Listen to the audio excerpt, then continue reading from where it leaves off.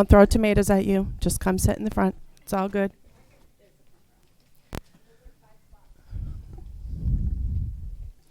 There is no public comment during our meeting at from 6:30 to 7.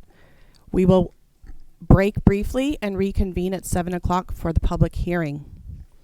The public hearing is to present and review the warrant articles, and we will take comments about warrant articles only. Please join me in the Pledge of Allegiance.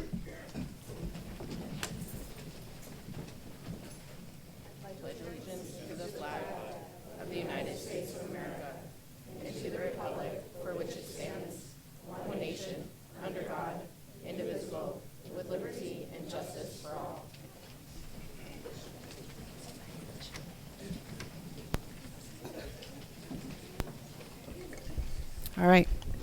So as I stated, there is no public comment for our initial meeting. This committee has business to continue from last week. The way that I would like us to do this is the following. There were some committee members who expressed last week during committee comments that they did not have an opportunity to share their findings or recommendations with the rest of the board prior to a motion that was made prematurely before everyone got a chance to speak. So we will go around and everyone will have a couple of minutes, and I really mean like 2 minutes max because we're in 25-minute mode here. If you have items that you would like to present or make recommendations on or findings that you would like to share with the rest of the committee, please do so. They will not be up for discussion, and I will not be taking any motions on the floor. This is just an opportunity for individuals on the committee to essentially share their findings and anything that they wanted to present last week but did not get a chance to do so. So I will open up the floor to individual committee members if you have anything that you would like to share regarding the operating budget.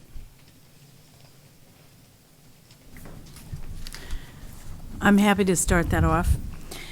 I did a lot of research, as I've indicated in the previous meetings, and I was searching for things that I thought could be efficiencies that wouldn't cause hardship to the students and their education.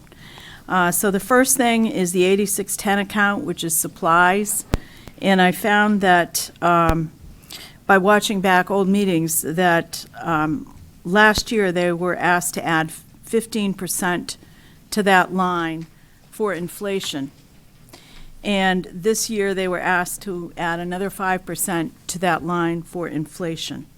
And so I felt that we could comfortably remove 5% of the 8610 account, which amounts to $57,330. Second thing is I was in the liaison meeting for the middle school talking about the soccer team, the Boys B soccer team, and the lacrosse team. I felt that they had data to support the Boys B soccer team, having cut 20 players every year that wanted to play, but I did not see that there was any such data for the lacrosse team. So I'm suggesting that we adjust $8,000 down for that. 3 administrative assistants for the 504 and all the associated costs, insurance, and retirement. I don't think we should be adding staff with declining enrollment. These positions are being sought to solve a problem of being behind in some paperwork and fear of being cited for this by a government agency. Once this work is caught up, these positions cannot be removed. We are required by law to show maintenance of effort in that we are not allowed to spend less than a previous year on special education unless the special education populace goes down significantly. History shows that the district is somewhat averse to removing positions once they have been added. The temporary issue of paperwork backlog, I think, could be addressed by reallocating the 3 or more existing special education assistants or using some non-special education assistants temporarily, or paying some overtime, having them volunteer to earn overtime on vacations or during the summer to tackle this work backlog. This can be done with existing staff. In my opinion, we should avoid additional spending in special education unless it is absolutely necessary, as this locks us into a higher number for years to come under the maintenance of effort policy. The new counselor at Reed's Ferry School, $100,000 and all associated costs, insurance and retirement. Both of the Ferry schools are very near the mark for needing a second counselor, and I believe that one has already been added to Thornton's already. I might be corrected on that. Since we are anticipating declining enrollments, it would seem prudent to make the second counselor at Thornton's be a half-time counselor at each elementary school, perhaps a 3-day, 2-day, 2-day, 3-day arrangement. The counselors are not counseling students on careers. They're counseling them with issues that they might have in school and at home. And I think that that would be a workable solution. I also think the consolidation of pre-K, which is planned, may help with that. The substitute lines for professional development, $128,712. In each of the school budget and district-wide total of lines, and I have the lines all listed here, could we have some of the professional days in the summer when subs would not be necessary? They could be part of the paid preparation days just before school starts. I understand that the professional development is to learn about new curriculums, but a substitute is not the same as having the highly qualified teacher in the classroom. We need to prioritize instructional time with the teacher. And then the special education, which represents 28% of the total budget. I don't wish to remove anything from the special education because I understand how important it is to maintain FAPE for all of the students in that program.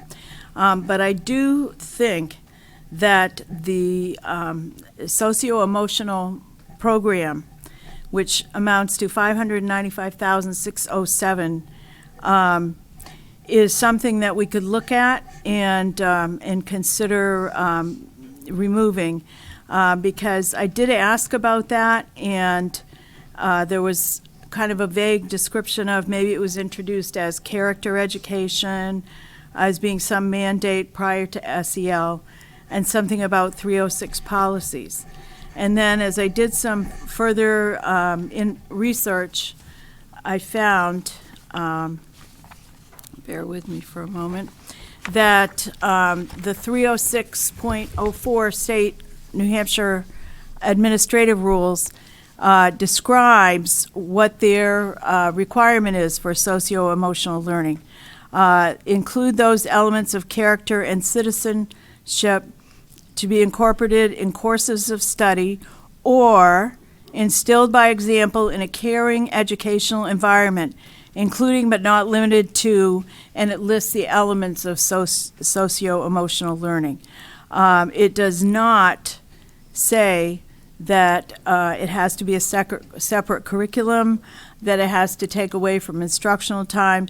It says it's instilled by example in a caring educational environment, and further, that it should be developed in consultation with school staff, administration, parents, and other representatives of the community.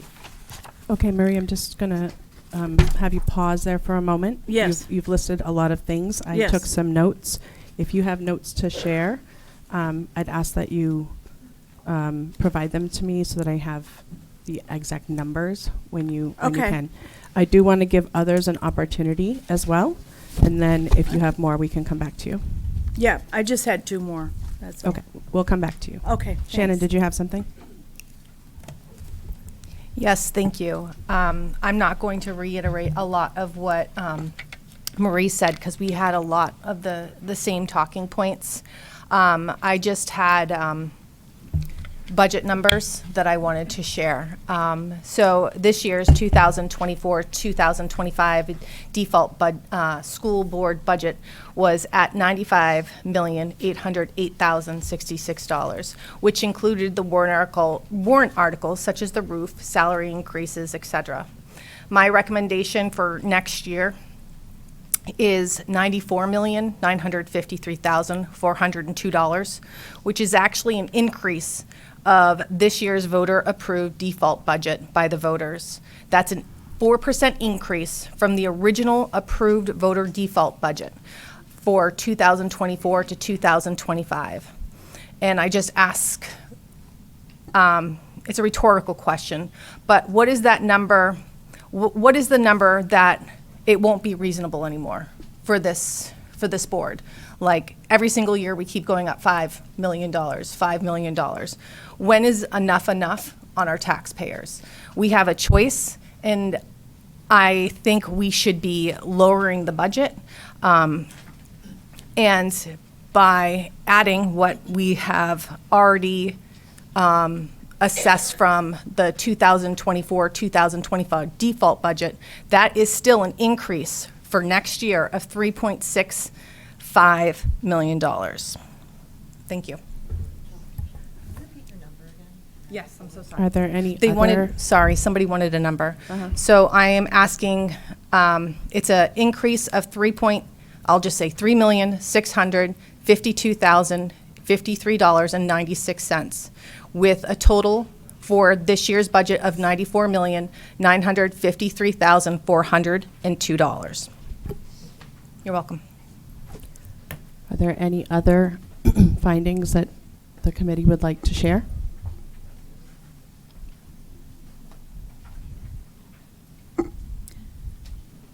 Gina? Marie, can I just ask you for the 595K, what category? Which, So I can look at it? which one? The social emotional learning, 495. 400 and what? 495,607. It was in program 41, all the lines that say SEL.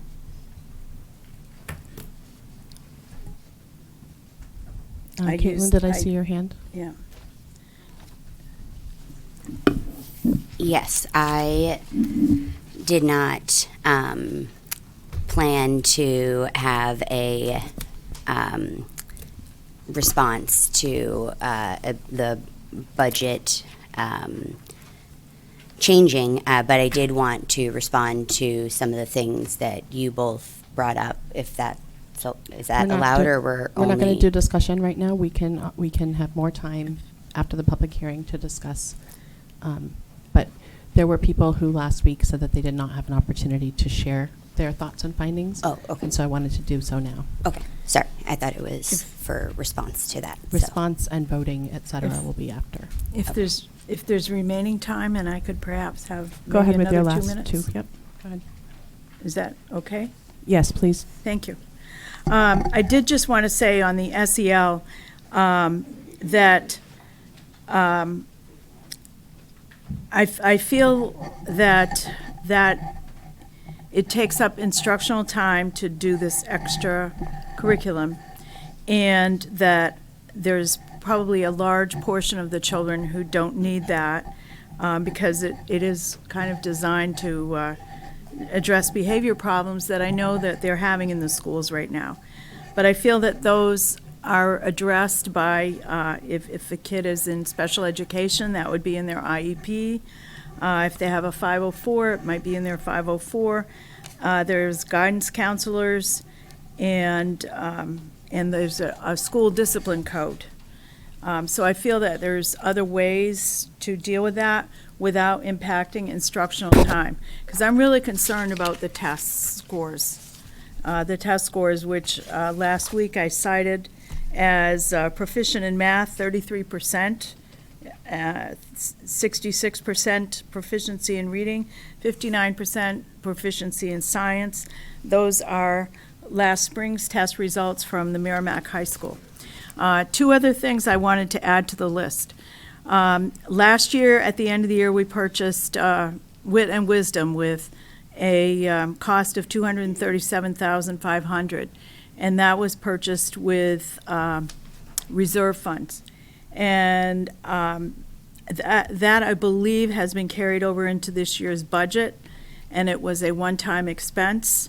I'm not suggesting we cut anything associated with Wit and Wisdom, but I think that one-time cost should be removed from the budget.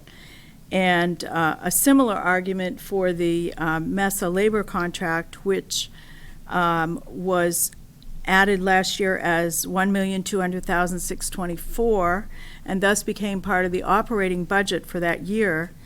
It was added onto the default budget. And this year, the expense for that is $888,000, which is added in without accounting for the fact that that's $312,000 less than what's already in there for the MESA contract. So, Yeah. right, we're on year 2, which it says should be $888,000, but I believe that there's already $1,200,000 in there from that's still remaining in there from the last year's budget, which this year's budget was built on. Okay. So I feel that that number is still in there, $312,537. Okay. Anything else? I just did want to add a comment. I wanted to congratulate and thank the administration, teachers, and staff for the gains that have been made in the elementary levels in the 2024 proficiency testing. And I do look forward to the promised gains in subsequent years. We must work to see that the students at the high school, where students are only a year or two from graduating, will also achieve these results. And I would just reiterate that any program at all that erodes instructional time is counter to that goal. And I really think we should be looking at that. And a reminder that I believe that it's still the policy at the state that if you have a half day and you serve lunch, that counts as a full instructional day. But of course, we know that day is shortened by a few hours. So that's all I had to say, and I thank you all for listening.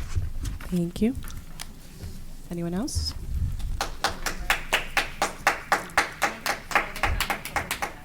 Thanks. All right.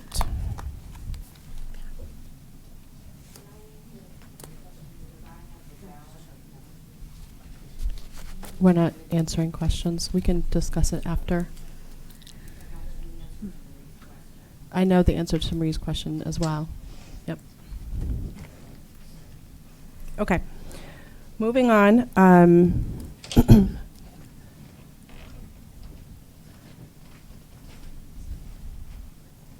Are there any other discussion points that the committee would like to make as part of our work session on the operating budget before we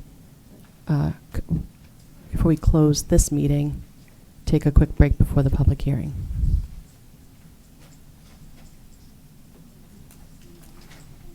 I move that we close the meeting now. I declare the meeting closed. We will take a 5-minute recess and come back.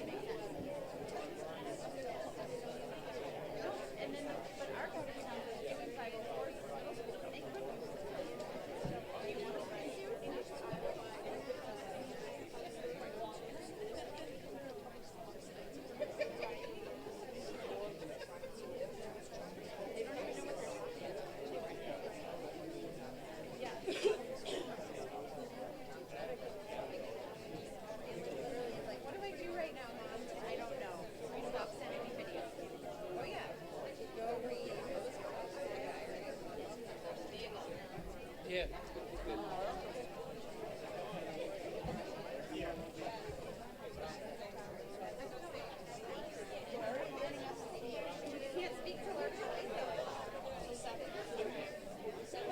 we're only, we can get up to speak, but it has to be about a warrant article. I thought she was going to line with the article.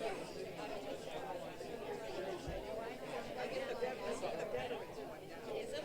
Is that making a line already? I don't know. I don't know that they are, they're just like giving me more time. I don't know that they get everyone for me here. Because I was like, I need something, I have something to say, I actually prepared. Oh, I think there's going to be a very long line, and yes, I know, well, and I'm right they'll here, so probably, it's like, excuse me. what they'll probably do, they've done in the last few meetings, is Pat Hundred will come and she'll get names and addresses, so she'll know who's next. But it'll just make it easier when you go up and give your name and address. She already has it written down, so she's not like, oh my A few god. meetings ago. Yep. Watched the last one. And then I was like, oh, I gotta go back. So, thank you very much for being here. Of course.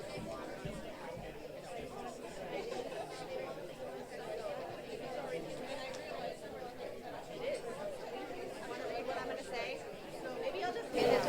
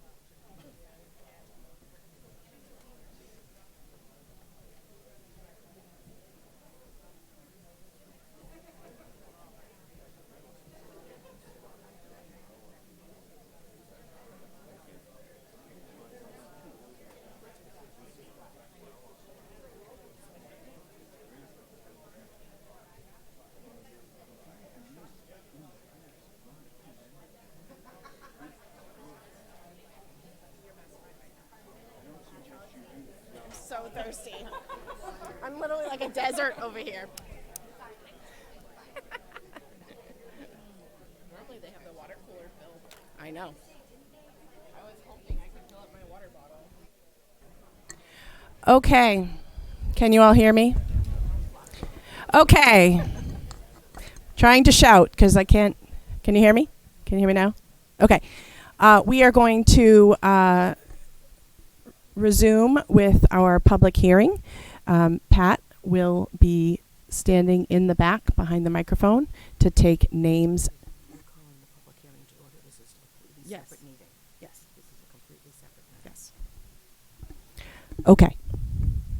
I am calling the. Hello? Okay. I am calling the public hearing to order. And Pat will be at the back ready to take your name and address for the record. Again, we are only taking public comment on warrant articles, and the way that this will work is I will read the warrant article, and then we will take public comment on that warrant article only, and then we will close public comment on that warrant article and move to the next warrant article. Again, public comment on the warrant article only. I will not be entertaining any other public comment related to any other matter besides the warrant article itself.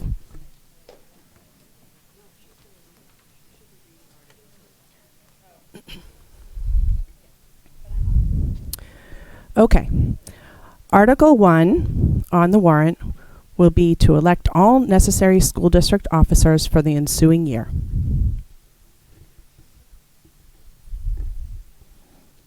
It's a vote by ballot.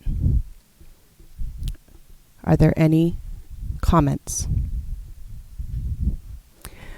Moving on. Article 2.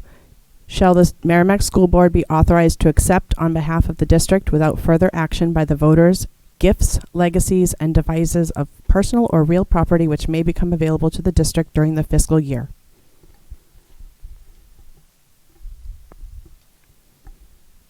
No public comment on that article. Article 3. Shall the district establish a capital reserve fund under the provisions of RSA 35:1 to be known as the Administrative Office Development Fund for the purpose of designing, constructing, equipping, furnishing, and or renovating office space located in the district to include but not be limited to the offices for superintendent services, student services, student wellness, technology, business operations, human resources, and to raise and appropriate the sum of up to $500,000. This sum to come from the June 30th, 2025 fund balance available for transfer on July 1st, 2025. And further, to name the school board as agents to expend from this fund. No amount to be raised from new taxation. This would be funds directly from the fund balance that would be put aside in a capital reserve fund in the sum of $500,000. Are there any comments on this warrant article?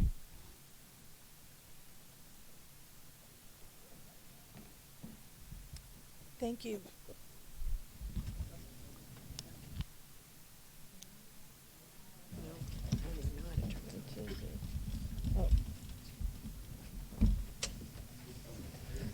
How's that? Ah, there we go. Okay. For the record, my name's Rosemary Rung, 21 Ministerial Drive. I do support this fund. I think it's a great way for us to start building some funds that don't hurt us today, but will help take the sting off when this building has to be constructed eventually. But one of the suggestions I'd like to make is that when we do get close, to find a way of incorporating some instructional space in this, whether it's a special needs preschool or whatever, because then it would, at least that part of the construction cost would be covered under state building aid. And even though the building aid hasn't been funded adequately over the past few years, it may be coming back by the time we're ready to do this construction. And like the middle school, where so much of it was paid for out of state funds, I would like this project to also benefit from some state funding, so it's not all on the burden of the local taxpayers. Thank you. Thank you. Any other comments on this warrant article?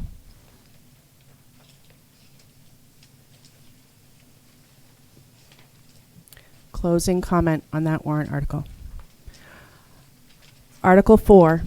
Shall the district raise and appropriate the sum of $823,230 for the purpose of roof replacement at James Mastrocola Elementary School and James Mastrocola Upper Elementary School?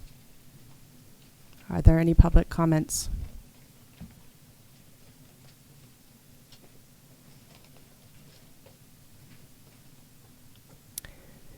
Seeing none, we will close comment on Article 4.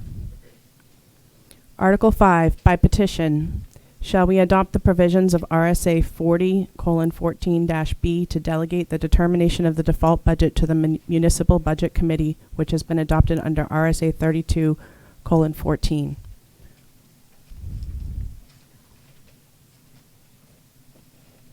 Are there any comments on this item?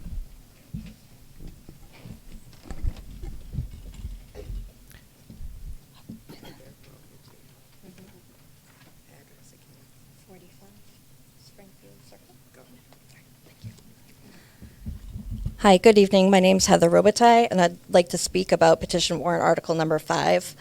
This petition was signed by 2 members of this budget committee, so I think that just brings into question whether or not they should be weighing in on this actual article.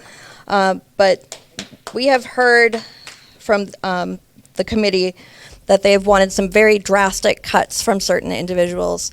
And we've also heard comments this evening and in other meetings that demonstrate just how complex our budget process is and the default budget calculation, and that there's not a complete understanding from all committee members on how that's calculated, which is understandable if you don't have professional background in calculating these budgets. I believe that if we are to turn this calculation over to our budget committee as opposed to our school board administration, we are exposing our district to legal risk and liability, and we are setting up our students and our staff and our schools for failure. Thank you.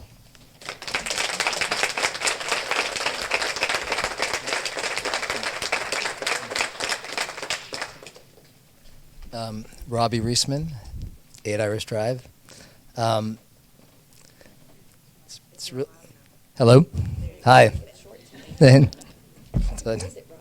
Said, I'll just make myself shorter. I'm already halfway there. This is the place to be tonight. Thank you. So I just want to basically what she said, pretty much. I think, we currently have people who are experts at calculating the default budget, who know what the numbers should be, where they should go, what the recurring costs are, one-time costs.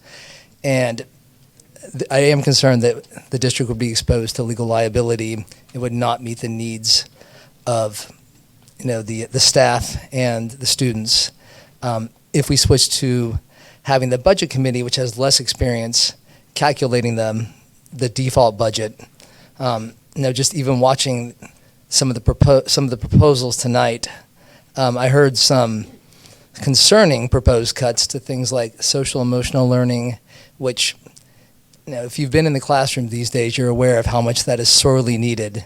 It is not just some expendable program, but something that helps basically sets a baseline for the kids to be able to learn effectively. I've seen it with my own kid, how effective it is. And as well as having seen some conflation between one-time costs versus recurring costs. I think there's sometimes no lack of understanding of that. And again, I understand that because I don't know all of that either. But still, those who are making the default budget now do seem to know that. Like, for instance, the MESA contract increases every year. That's part of the way it was rolled out. And on top of that, having seen some concerning, I think even, I want to say, some interesting sort of behavior in some of the last couple meetings, some suggestions. I would rather keep it sort of in a non-political person who is sort of just steeped in expertise. Thank you very much.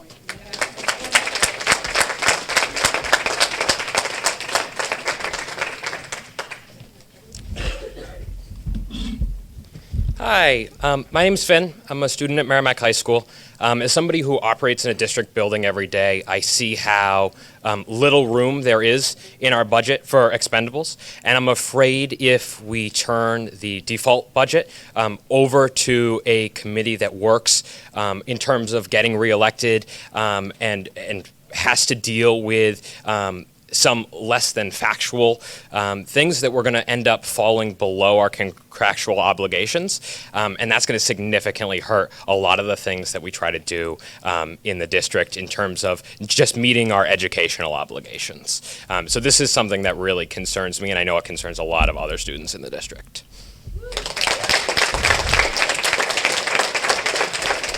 I'm sorry, I didn't catch your name. I wanted to record it for my notes. My name is Finn Haddad. Thank you. Good evening.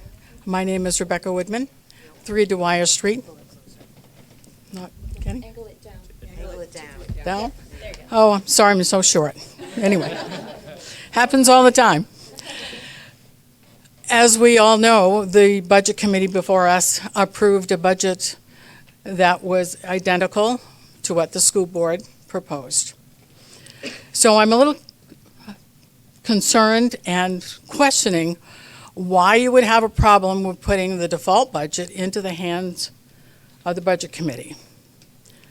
Number one, I find it a little insulting that people would not think that this array of folks sitting here would not have the ability to come up with a default budget. Also, I, for one, like to see another committee look at this. I want to see more transparency, not less. I want to see more accountability to our groups in town, not less. I want to see more oversight to what is going on. That benefits all of us. You do not know whether they will come up with the same default budget, which they may, just as they did the other night in approving the same budget that the school board recommended. I think it's the benefit of all of us who live here in Merrimack to have another body looking at numbers, looking at budgets, because they represent all the community, all the members of the community, which they should be doing. Thank you.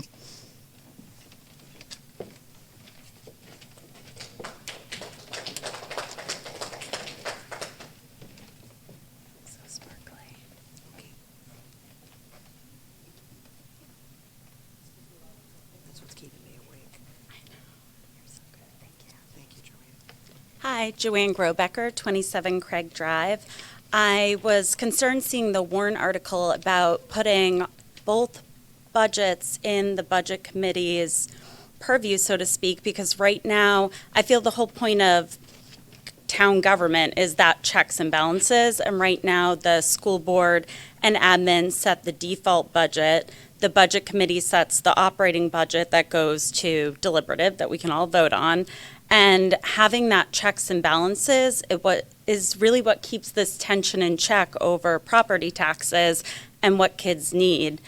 I've really been concerned about the lack of knowledge just shown over SEL, the contracts, the way the actual operating budget is built and put together. So the idea of a committee being in charge of two budget numbers is really concerning. I've particularly been concerned about the comments that have been made about special education. If you don't understand how to budget for special education, you open yourself up to decades of liability. You can really, for lack of better words, bankrupt a district and ruin education for future children. And I'm just really concerned about the lack of knowledge over special education, where that's such a big part of our operating budget. So I think having that checks and balances makes a lot of sense to keep the school board and admin responsible for one budget number, budget committee responsible for another. The taxpayers ultimately can make decisions about the operating budget at deliberative, and that choices between the voters at voting. So I just wanted that to be my comment. Thank you. Thank you.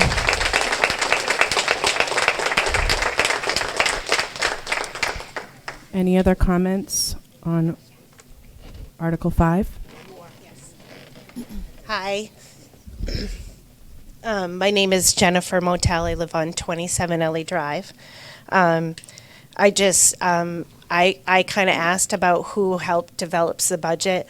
From what I've heard, it's not just the administrators. It's also a financial expert and business administrator of every town who builds default budgets because experts are needed to build these budgets.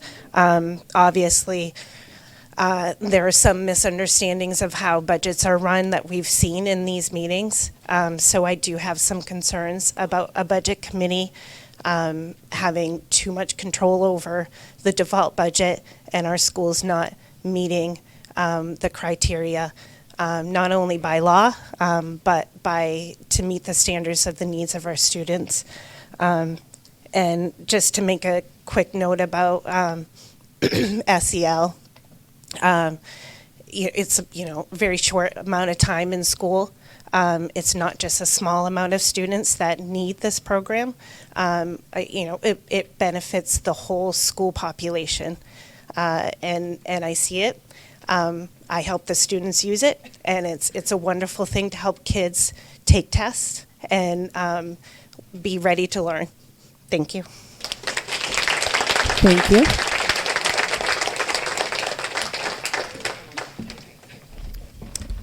Hi, Rosemary Rung, 21 Ministerial Drive.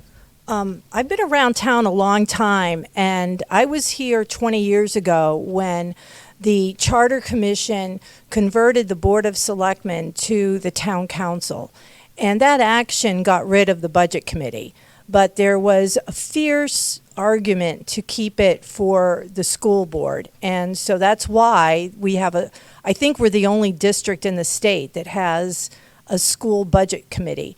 And I agree with the previous comment that developing the default budget, which is dictated by state law, that's how it's prescribed, should be in a nonpartisan responsibility, which we have through our administration, particularly through our assistant superintendent for business.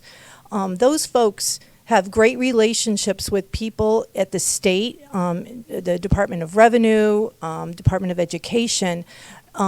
Those relationships really ensure that our default budget is legal, it's consistent with what's prescribed. I don't want to see that changed. I don't think anyone's ever questioned the town council's ability to do their default budget and their staff, and I think the more consistency with what we have in other parts of town government should serve us well. Thank you. Thank you.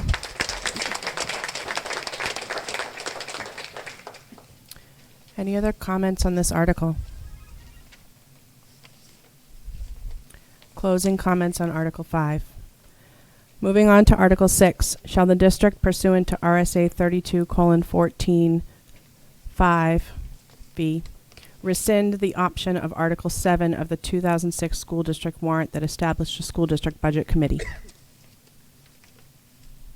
Any comments on this item?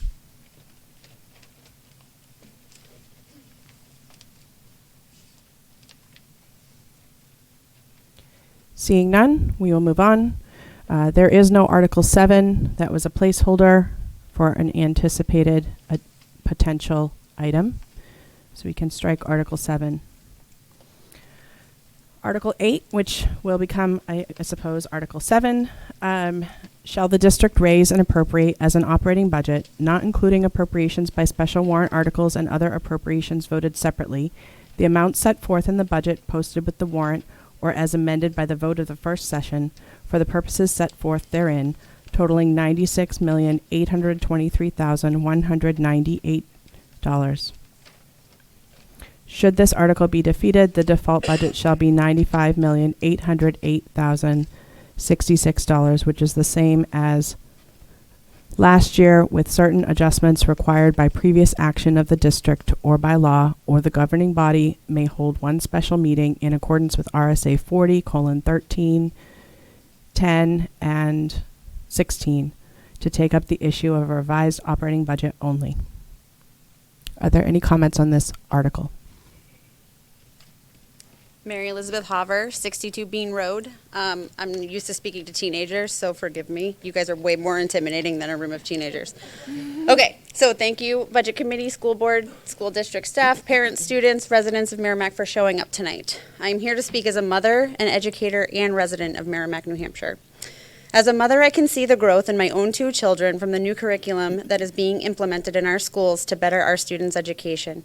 I can even see the difference between my 11-year-old and my 8-year-old because of the positive curriculum changes that have been made. In particular, Amy Doyle's support in revisiting the curriculum Merrimack implements and providing data-driven instruction to all has not gone unnoticed. Along with the educators of Merrimack, she has helped our students make strides and gains thus far. I look forward to the growth they're all going to continue to make. And I just want to add, Finn, speaking as well as he did, being a Merrimack student. Okay, sorry. Proud teacher. As an educator, I openly admit to you, guys, that I am completely exhausted. I know I'm not alone in this, but I'm only here speaking for myself right now. We're given all of these resources to help our students succeed and have results showing many of them growing and thriving. If the budget gets cut and those resources are taken away, you'll not only see a decline in the students' knowledge, but also in our educators who continue to show up every day. Cutting the budget in educational spending makes things like this difficult to keep us highly qualified teachers here in Merrimack to teach our own children. We moved here 10 years ago because Merrimack had and continues to have a wonderful school district and reputation. Students and families are supported, students are growing as learners, and our residents' tax dollars are not going to waste. Every penny of the school budget is carefully accounted for in keeping highly qualified teachers right here in Merrimack, keeping programming and curriculum and many extracurricular activities and clubs to keep our students engaged. Cutting this budget will not only hurt the students in Merrimack, it will hurt the entire community. The district is full of teachers, para-educators, custodians, administrators, administrative assistants, and specialists of all kinds. In order to keep our students thriving, we need to keep the money where it matters, and our students and children of the Merrimack matter. They are our future.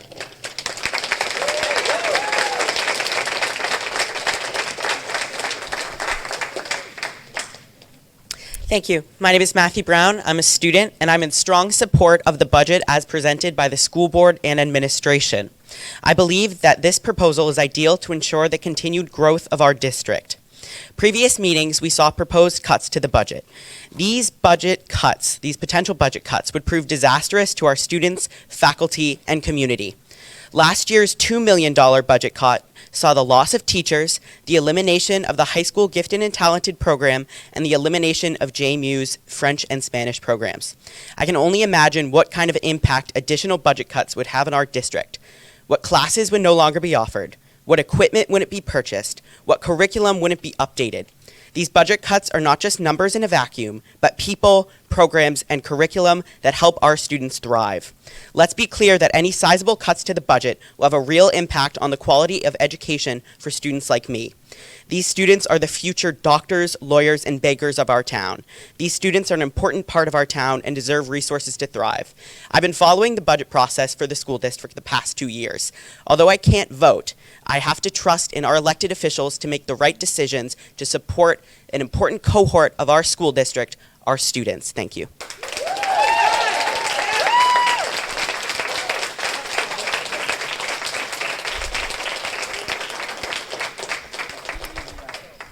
Any additional comments? Good evening, everyone. Am I close enough? I can never tell. My name's Tim Bevis, a senior at Merrimack High School. You may know me by chance from my active participation in the budget process last year, where I urged the community to resist cuts surrounding programs which benefit students and was, unfortunately, unsuccessful. This year, although I've been much less directly involved with the process, I have followed along at home. So have other students, which is why some of us decided to come here tonight and speak on the matter. First, I'd like to discuss some concerns from another student of mine who is not able to make it tonight, just regarding the amount of information being given to students.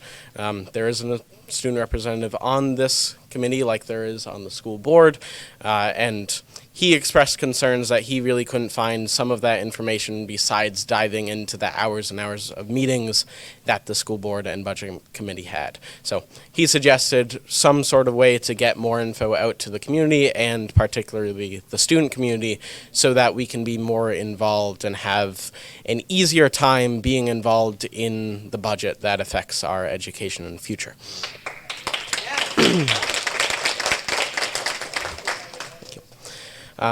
We'd also like to voice concern around certain ideas surrounding cutting money from the district's budget.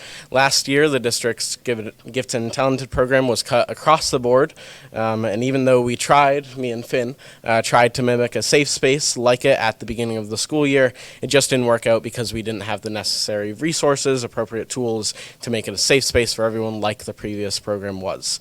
Also, the absence of that program and the teacher who was running it has impacted field trips and some student collaborations, both of which were driven forward by the Gifted program. Even though I'll not be at the school next year, as I am a senior, and I'll likely be a Merrimack taxpayer, at least at some point in the future, I still think it's important to consider the impact that the money we put into the schools has on students. When we're talking about cuts like these, we shouldn't be talking about cutting a specific amount so that a taxpayer has less money to pay for their taxes. We should be talking about what programs in the schools need to be cut or reorganized, and what that looks like, whether it be cutting it at this level or just reorganizing it and moving things around in the schools. Thank you.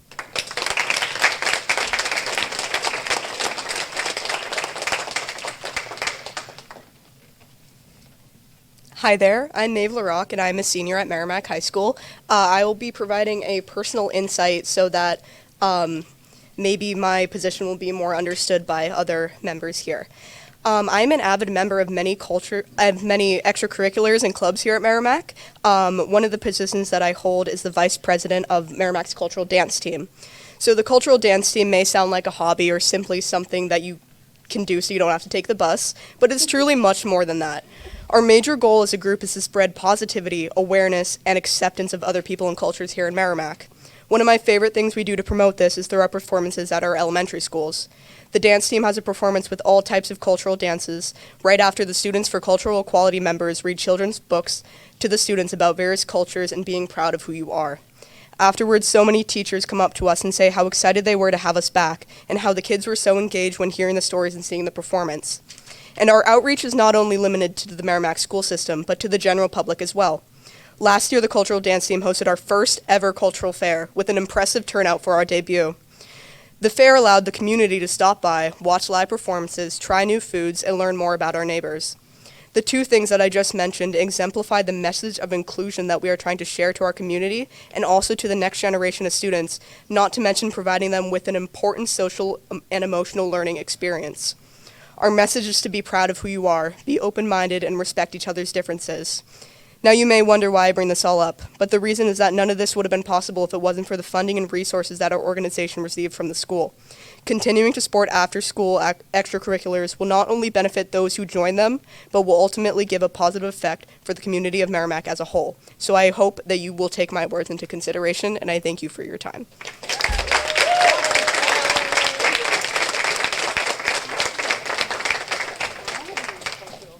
Hi, Nate Gagney, 32 Maidstone, father of a fifth grader in town. I just want to point out, I'm sure a lot of us are thinking about our property taxes. I know I think about it every time I see the bill, but let's not ignore the fact that the state has already been ruled against in a court ruling that says they're supposed to be funding our schools dramatically more than they are. So I want to let everyone kind of have the reminder, let's not take that out, our failures to hold our state accountable for funding our school district and our municipality by trying to defund these outstanding young people, right?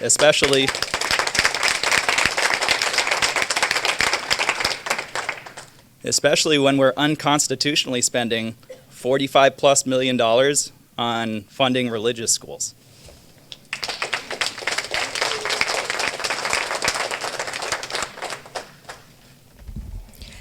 Hi, my name is Kathy Goodman, 19 Cortland Drive. I want to speak towards the Warren article, this operating budget. I'm a parent, an involved community member, and a teacher here in Merrimack. It's way easier to speak in front of fifth graders than everybody here. I've invested my entire 21 years of teaching here in this district, and I'd like to share how some of the budget cuts could affect us as a school and a community.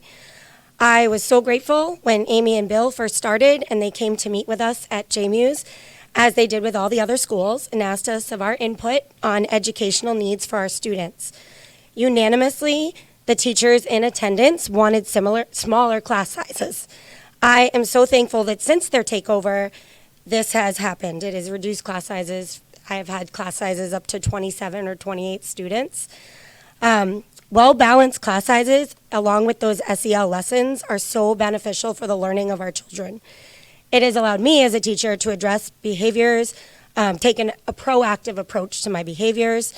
Just thinking about like having 28 students in a classroom and trying to manage that, plus in a very small space, since our school was originally built for a middle school, having fewer students has helped that so much. I know it was stated that we had a 1 to 12 ratio. I wish that I had 12 students. That would be awesome. It would. Reducing our budget could have a negative effect on our staffing. Placing more responsibilities and burdens on our staff that are already working before or past school hours can cause our educators to seek employment elsewhere. And as the mentor facilitator of JMU's at the upper elementary, I am so impressed with some of the amazing, talented teachers we have recruited the last few years. And I know our school would feel a great loss if we were to lose them due to a reduction.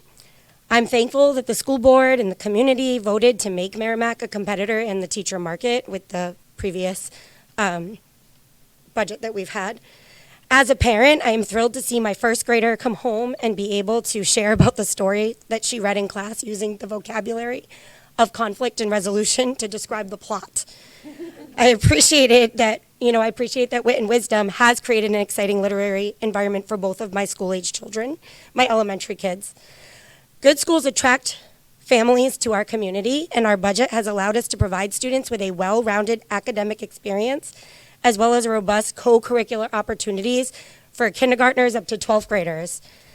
My children have participated in co-curriculars after school, such as board games, which I think is so important for the children to be able to learn to cooperate and navigate conflict.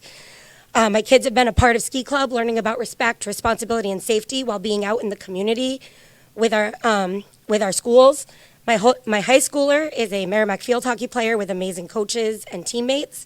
My fifth grade students love being a part of the Spanish club. Matthew's actually part of that right now, running that. Nice job. I said they're enjoying clubs like the American Experience and Sign Language, as one of our other educators over there. Our unified sports teams have also been an amazing addition, thanks to Adam French, bringing that to our community. So in conclusion, I love being a teacher, parent, and community member of Merrimack, and I hope that we can continue on this upwards educational journey, because if there is a reduction, I would hate to see these opportunities not be available to our future Merrimack students. Thank you. And thank you, everyone, for all you do up there. Thank you. Thank you. Hi, I'm Sarah Leland, 149 Natticook Road. And I am also a special ed teacher at the high school, and the four of you are amazing. Maeve, I don't know if you remember Girls on the Run. So I've known her since, I think, third grade, and so it's just amazing to see. And that's like one of those awesome moments in education, right? Seeing where they were and where they've come and how the schools made that possible. So I did want to thank the budget committee members who are here to support public education and care about students. Thank you for those on the committee who take your time to thoughtfully and consider all the aspects of these decisions and who are not here for pushing a narrow-minded, hateful, and anti-education agenda. Thank you for speaking up, even when the vitriol of social media is directed towards you, and for having to tolerate false and defamatory accusations against you. I don't really feel that I have much to add to what's already been said, but I did want to thank you. Thank you.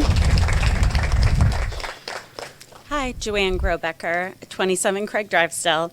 I just wanted to speak to the operating budget. Our test scores in science, reading, and math have increased year after year for the last 3 years, and we are consistently above the state average. We need to keep the budget above default to continue to increase our test scores. The voters will have a choice on Election Day, the default budget or the operating budget. I urge this committee to keep the operating budget above default. Give voters a voice that enables our positive trajectory of academic growth for our students to continue. I want to publicly thank all of our teachers that are here, the paras, the staff members, the custodians. I'm so grateful that we chose this community to raise our daughters in, so thank you.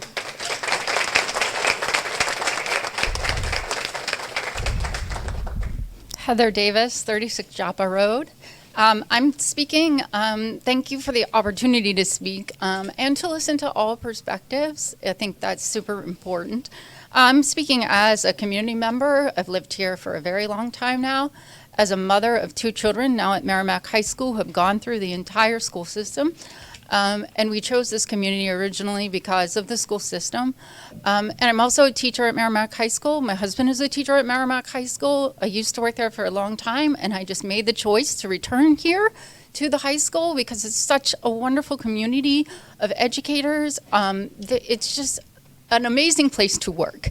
And I really love my job, and I wanted to share that these students reminded me, I wasn't going to speak, but then these students came up and reminded me of all the wonderful programs that exist that I needed to point out. So thank you so much, because my daughter, who's now a senior, unfortunately doesn't have the gifted and talented program to go to anymore, and I know that that was a huge part of her daily life at the high school.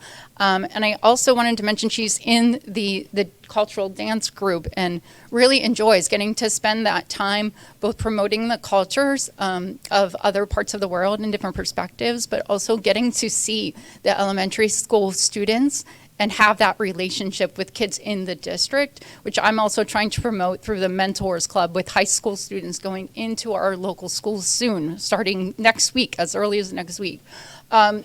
And I also wanted to bring up the point, as a language teacher, I teach Spanish at the high school, that our perspectives, what we give students, no matter what level you're teaching, whatever content area you're teaching, I mean, your gift is to the students. Their education is one of the best things that you can provide to them.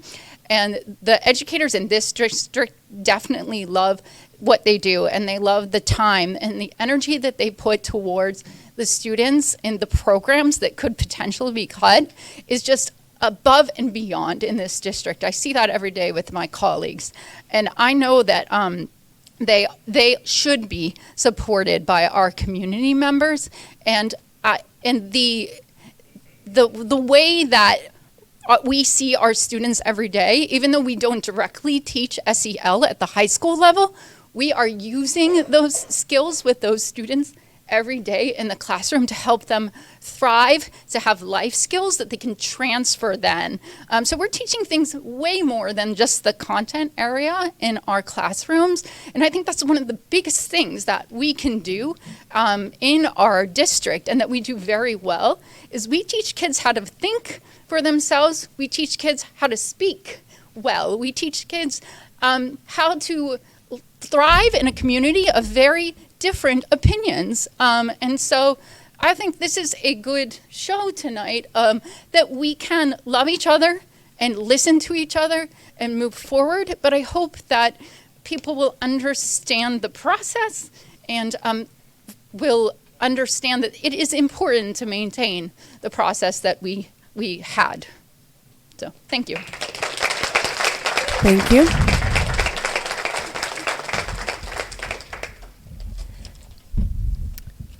Hi, Heather Robitaille, still 45 Springfield Circle. I'm here to speak about the operating budget. I believe over this budget session, there has been one narrative that has been allowed to monopolize each working session, one which supports drastic and frequently misinformed and uninformed cuts to the budget. This narrative has been primarily driven by an individual who gave public testimony on House Bill 115 to make education freedom accounts available to all families, regardless of how high their income might be. This is a bill that could cost $100 million to the state each year. This would continue to raise our property taxes as we erode funds at the New Hampshire state level from our education trust fund. I'm sharing this testimony with you because I believe it calls this individual's motives into question. Please, for the love of God, make education freedom accounts for all. I have been horrified by the politically divisive changes in curriculum that are being pushed in the public school system. My son came home from kindergarten saying that he felt bad about being white because of things a school staff member had read and said to him. My household took a huge financial hit to start homeschooling, and now I pay 75% of my property taxes to the school that fans the flames of race division and demoralize children because of their skin color. Please, for the love of God, make education freedom accounts for all. This individual clearly does not believe in or support our staff in schools. This committee member also signed the petition for warrant Article 5, as well as motioning to throw their books on the floor. Tonight, you have heard from students, community members, and staff that reducing our budget to default last year had disastrous consequences, negatively impacting their educational experiences. If the operating budget is cut once again, we will lose even more. This committee cannot solve New Hampshire's public education funding problem, and I urge all of our community members who are here tonight to reach out to our elected officials and urge them to address this problem.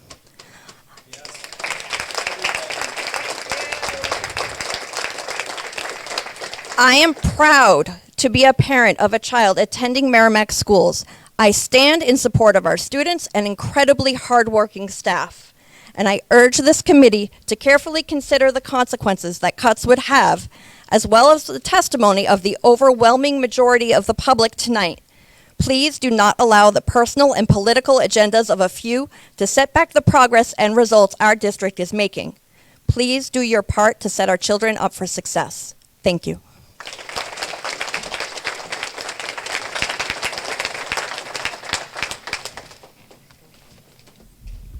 Hello, my name is Ashley DePro, and I'm at 9 Westminster Lane.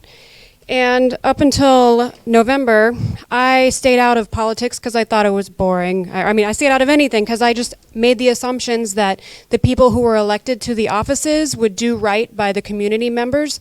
And I think here we're showing tonight that the community members here want everybody to do right by our students. I am a mother of 3. I have a 3rd grader and a kindergartner, and I have a 2-year-old who will someday enter the system. My husband works full-time for the New Hampshire Air National Guard. I am also a veteran. Sorry, I'm not I'm not saying that because I want praise. I'm saying that because I've noticed that, and I'm actually not from here. I'm from Arkansas. So I've noticed since we've moved up here in 2017, we picked New Hampshire because, I don't know, it seemed like a great idea. It seemed we liked the live free or die. That's when we were a little younger. I didn't really pay attention to what anyway,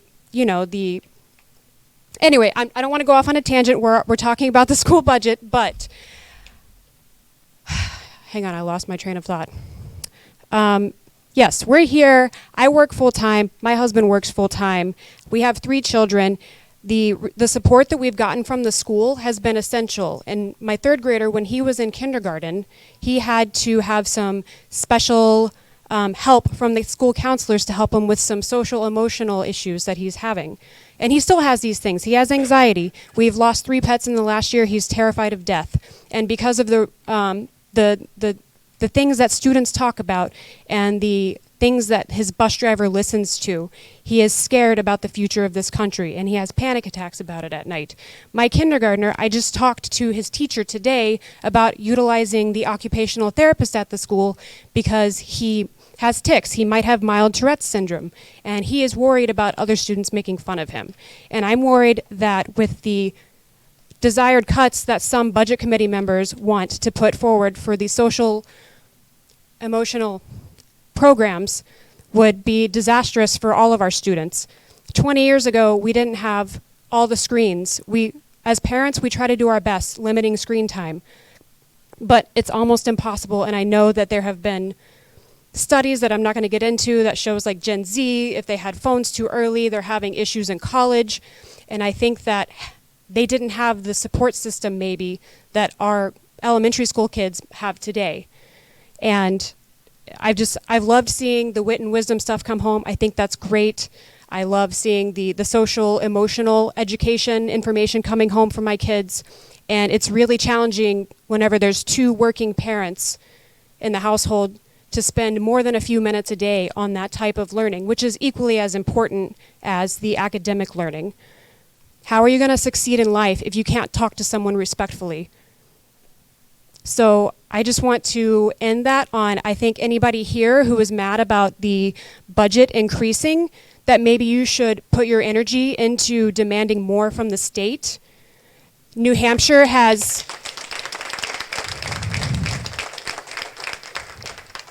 they need to diversify their revenue and stop letting towns pay for the schools. I understand, like, nobody wants their property taxes to go up. Mine went up $300 a month. Yeah, that sucks. But what would suck even more is if my kids couldn't develop into respectful, productive members of the community. And I don't think it's fair that people who may have already had their children go through the school system want to pull up the ladder behind them. And that's all I have to say.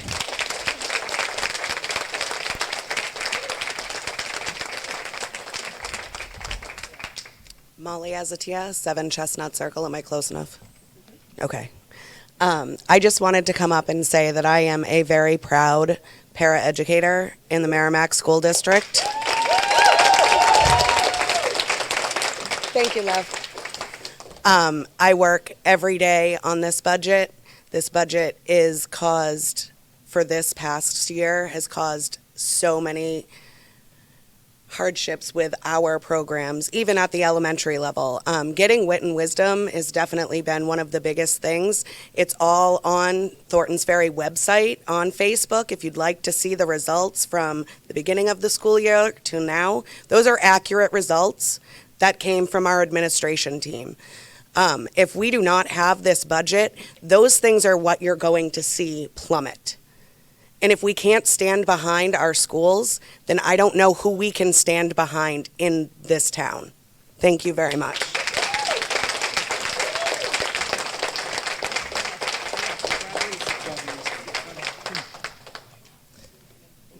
Robbie Reisman, 8 Iris Drive. Still short for the mic.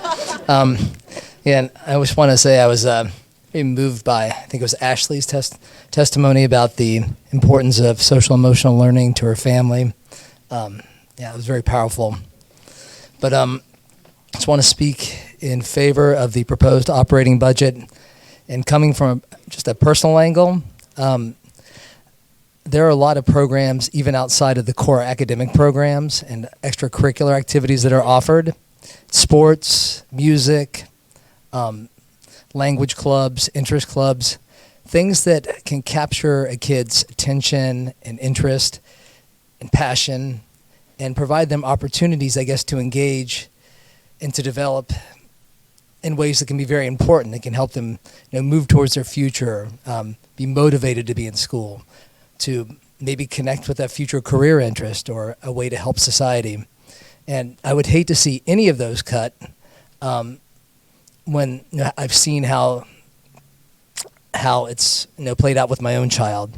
So I'm just adding that. That's why I support. That's one of the many reasons I support the proposed operating budget. And I also want to thank the teachers and staff members at the school for all the work they do. Thank you very much.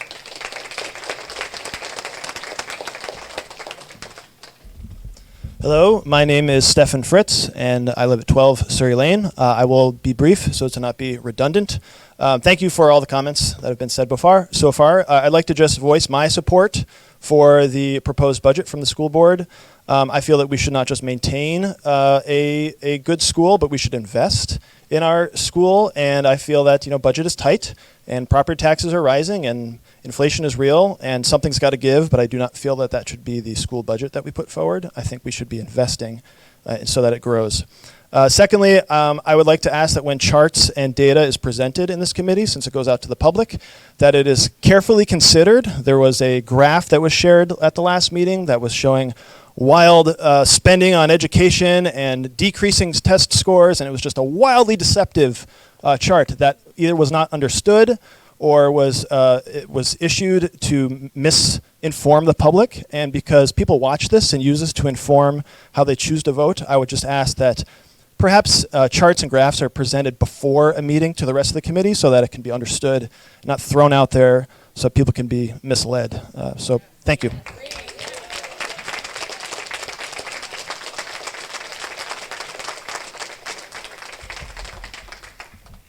You have that letter from Pat McGrath that he asked to Yes. have read at the meeting.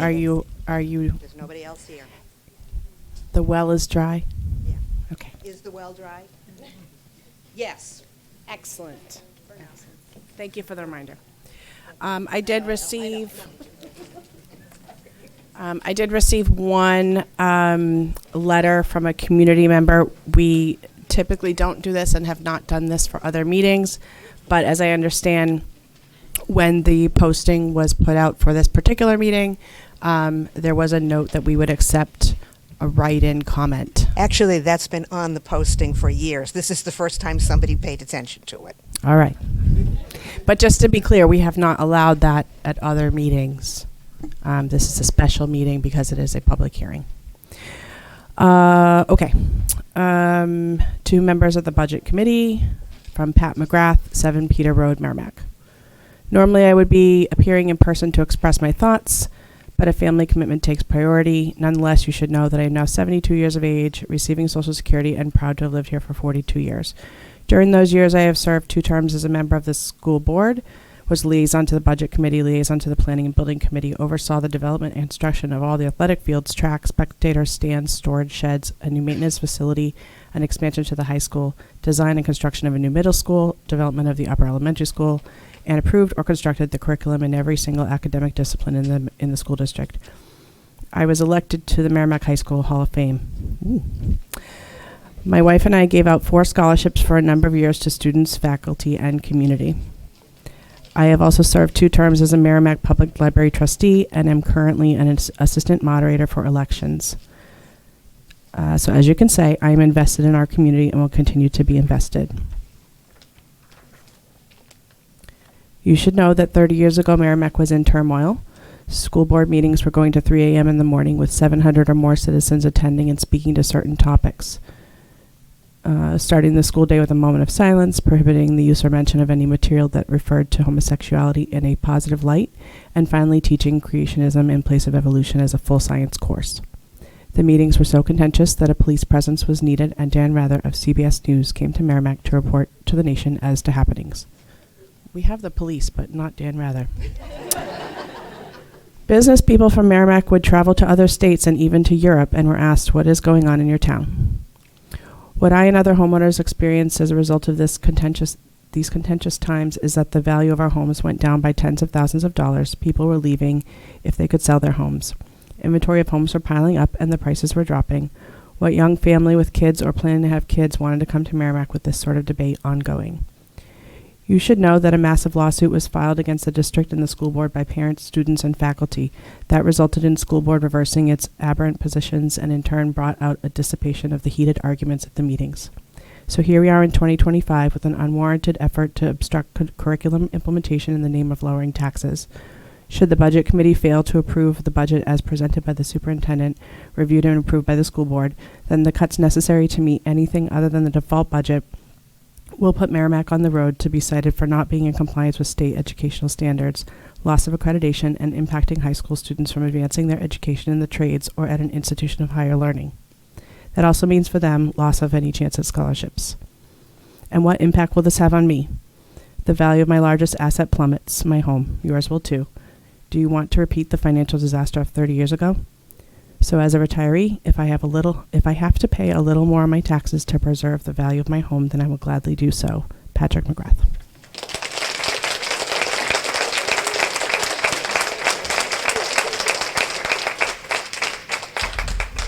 Hi, sorry, I'm back. I remembered where I was going with the veteran in Arkansas thing. So being from Arkansas and then moving up to New England, my husband's from Connecticut. That's why we kind of picked somewhere in New England. We met in Mississippi while he was in the Marine Corps and I was in the Air Force, if anybody cares. But so having 8 years in the military, growing up in the South, and then moving to New England, there's not a lot of diversity. And I don't know if anybody here has ever lived in the South, and it's just something that I've noticed. And so that's why I wanted to mention the fact that I was a veteran. So I would just also like to note that anything that's suggested to remove from the school budget that would be considered trimming the fat in regards to learning about diversity and inclusion, I think that is a very bad direction to take. Diversity is important, and I think we can't hide that from our children, or we are setting them up for failure for their adulthoods. That's all I had to say.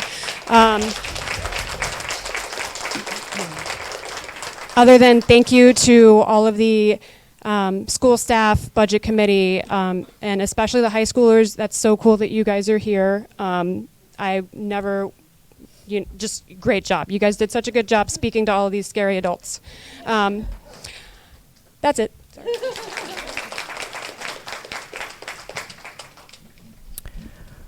Any further comments before I close comments on this article?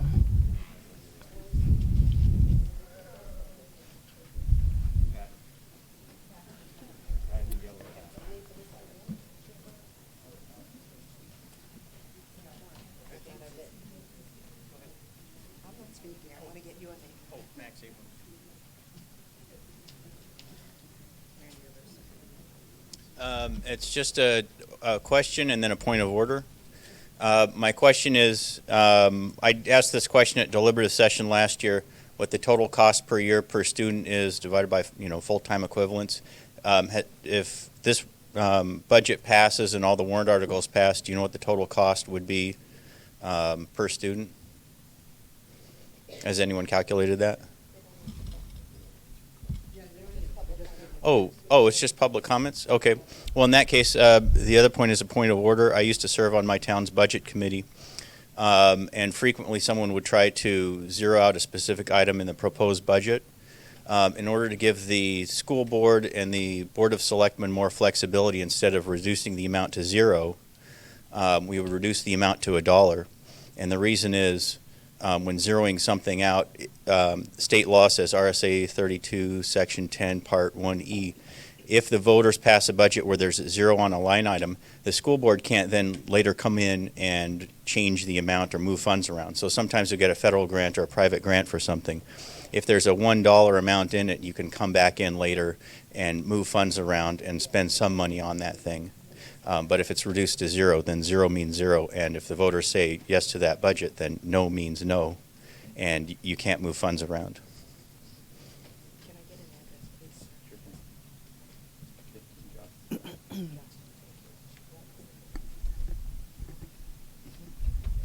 Thank you.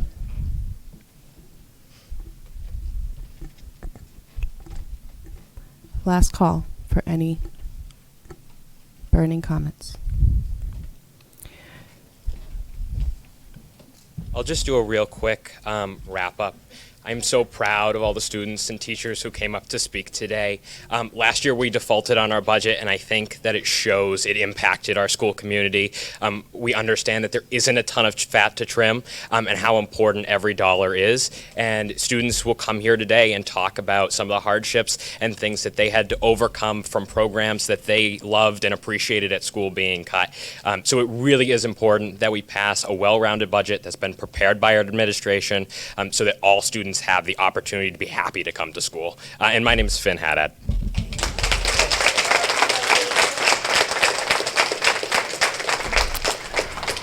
Okay, we will close comment on Article 8. The next part of our hearing is to go over what the default budget is and what it is maybe not. I mean, I'm happy to speak to it at a very high level, but Matt, I know this is your area of expertise, so if you'd like to give a brief briefing, if you would. We're at 8 o'clock, so I'm just trying to keep us moving.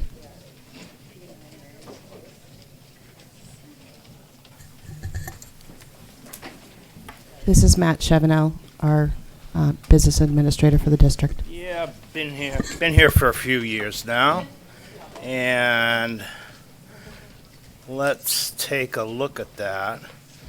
This is an interesting sheet too, if it's in your handout to take a look at. But basically, this is what the default budget is. Let me read the RSA. Default budget as used in this subdivision means the amount of the same appropriations as contained in the operating budget authorized for the previous year, reduced and increased in this case, in the case may be by debt service, contracts, other obligations previously incurred or mandated by law, and reduced by one-time expenditures contained in the operating budget and by salaries and benefits of positions that have been eliminated. So if we eliminated positions, it comes out of the default budget. For the purposes of this paragraph, one-time expenditures shall be appropriations not likely to recur in the succeeding budget, and eliminated positions shall not include vacant positions. So you know we have a lot of vacant paras, and there's been discussions about removing them. You can't do that. They belong in the default budget, and we have to hold those positions open. We can't riff paras just because we haven't hired them yet. Same thing with teachers. So it continues on. But anyway, let me not belabor the point. What you start off with is the 24-25 budget. You have Article 8, which was the 91 million. You have the J Muse roof, which is 797,000. And then you have the first year of the MESA contract, which is 1.2. So that adds up to 93,298,973. Now what the 1.2 is, that carries over into next year, the 24-25 year. You don't take that away. You don't take their $1.2 million raises away that everybody fought so hard to get. You include it in your next year's budget. So when you start off with that, the only one-time item I could find was the roof for $797,000 because the 24-25 operating budget was a default budget. All the one-time items were stripped out of there the year prior. So we have salaries, which is the second year of the contract, which had to be added in, $888,000. We have special ed, which is dictated to us by law, free and appropriate public education, least restrictive environment possible, mandated by federal law. We cannot get away from that, and we cannot restrict it at all. We have a contractual obligation, health insurance. Last year went up 15.9%. This year went up 10%. That number, which is calculated based upon everybody's plan, specifically what they are taking now, that number could change. That number could jump a couple $100,000 either way. But for now, for the existing group and the demographic we had, that's a $1.2 million increase. Same thing with dental insurance, workers' compensation insurance. You see the warrant article for the roof being taken out. We have a transportation contract, and we have food service, and we have insurance and property and liability insurance. So that adds up to the 95,808. It should say 066, but for rounding purposes in this spreadsheet, I just noted it says 067. So that dollar error is my fault. Thank you. Thank you, Matt.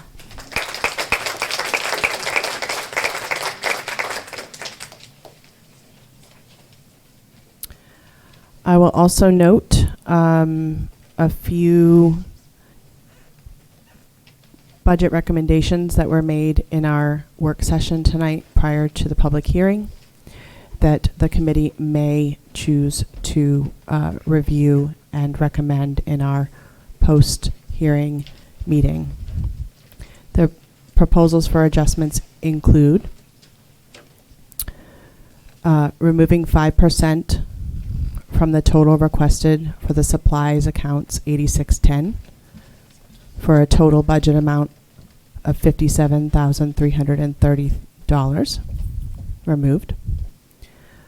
Removing $8,000 from the middle school budget for a co-curricular sports team lacrosse that does not have full rosters. Removing 3 administrative assistants from the special education 504 administration program, totaling $90,000, and any costs of insurance, retirement, etc. on top of that.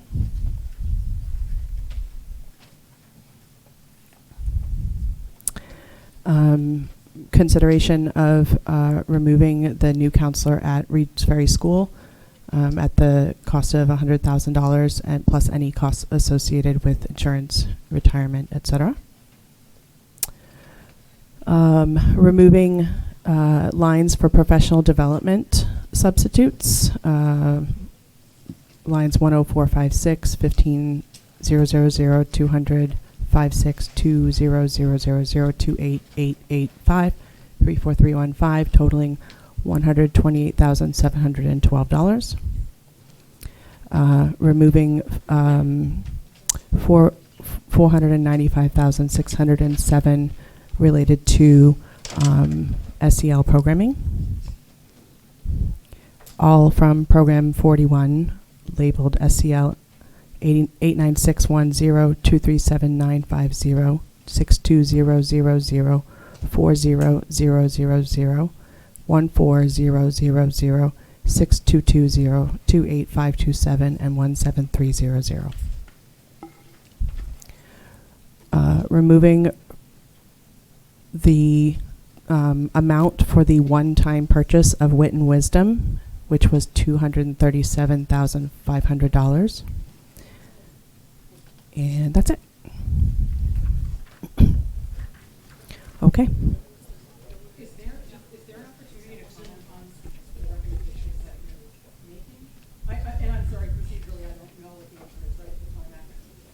I think that we have definitely heard from the community tonight regarding the operating budget, and I have closed the discussion on that article, so we will not be reopening it. We will not be reopening public comments about the operating budget article because we've already discussed them and closed public comment on that article.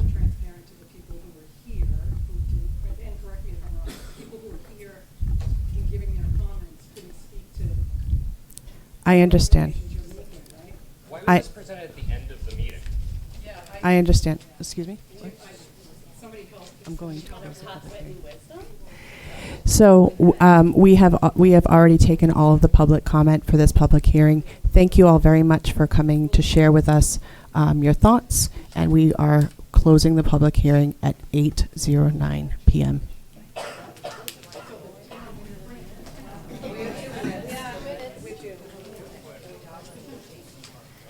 Jen, are we able to speak to those things that you mentioned? Oh, okay. Do they know that they don't have to leave for that?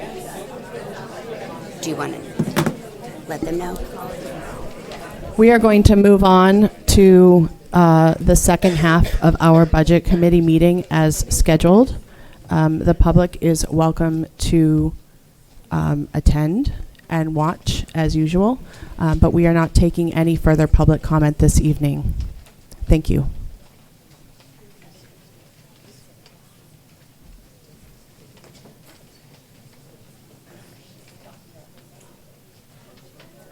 Okay, so the first item on our agenda. Sure. I'd like to make a point of order that we reopen the public hearing for those that still would like to speak. I second it. Second the motion. I've already closed the public hearing, so we're going to move on. There's a motion on the floor for us to vote.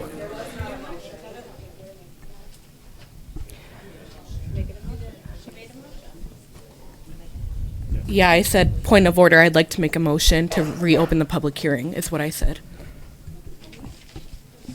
And I second it.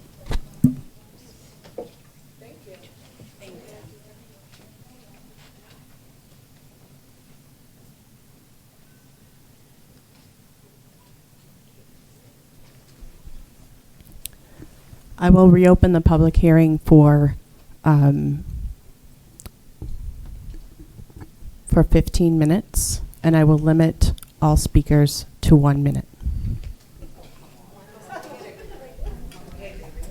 I think we have to make a vote on this, I believe.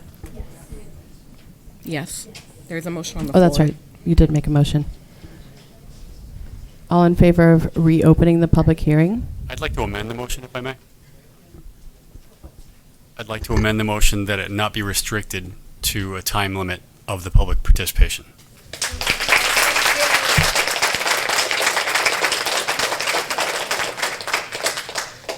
That's fine with me. I actually prefer to hear from people. I'm trying to be mindful of everyone's schedule because I know that last year we had at least one night we were here till 11:30 or so. I'll second Lee's amendment if we need that.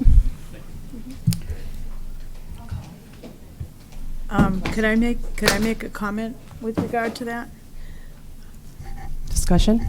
Yes. I'm fine with not having the public comment part restricted, but I would like to point out that last week, and actually again tonight, the committee's comments were restricted.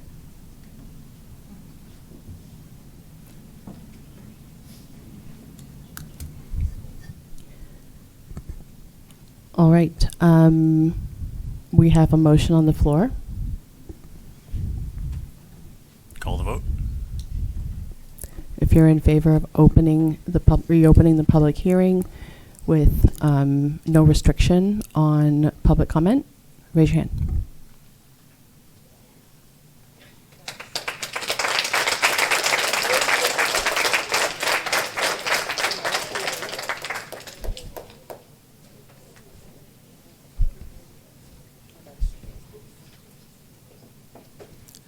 Thank you. Those opposed?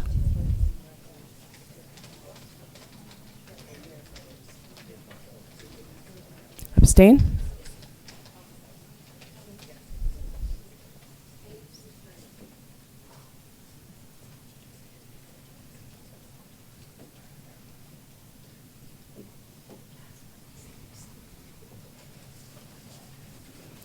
Okay, then I will reopen the public hearing. And I will take another round of comments, but I will limit the speakers to one time at the microphone.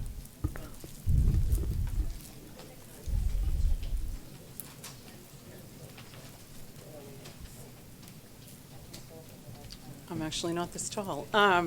Allison Fee, 5 Rocky Ledge Road. I guess after hearing all the public comment and then thinking, okay, we're heading in a direction. I mean, I have a preference. I want the school to be funded, and I understand the long tail of what happens to the point that was read, and what happens to the town when you don't fully fund a school system, and the fine print isn't being distributed to the taxpayers at large to know what those things are. Instead, we've got some blanket statements about critical race theory and not having special needs get the same education as some, right, as everyone else. But it was shocking to hear that after all of those comments, we're hearing what you all are recommending. And I may have missed it at the beginning, which is, totally on me.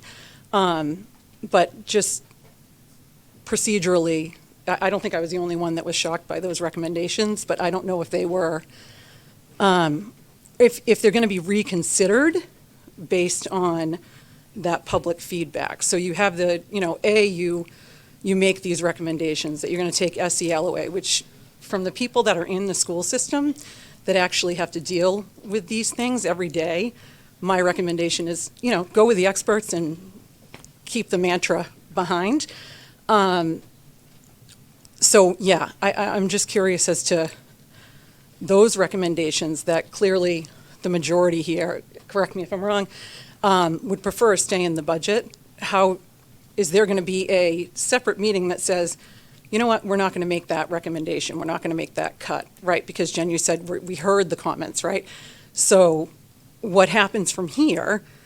Does anything change, or are you still going and saying we've got to get rid of, the year of the line item for wit and wisdom, which teachers have said worked? We're going to get rid of SEL, which teachers are saying worked. Like, how does this move forward so that it's transparent to the taxpayers, the line items that would be gotten rid of when you're presenting a budget for vote, right, in a public forum?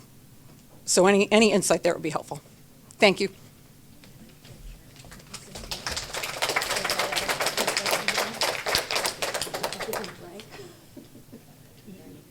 Like you pay a fee at the bank. Yep. Yes. Thank you. Thank you.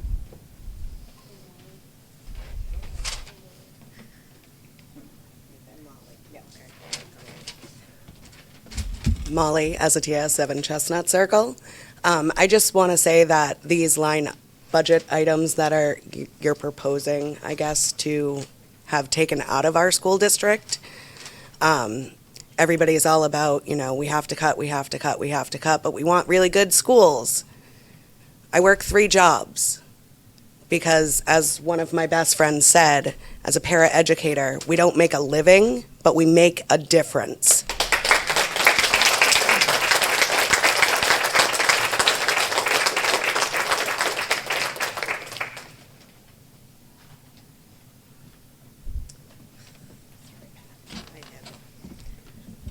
Hi, still Heather Robitaille, 45 Springfield Circle.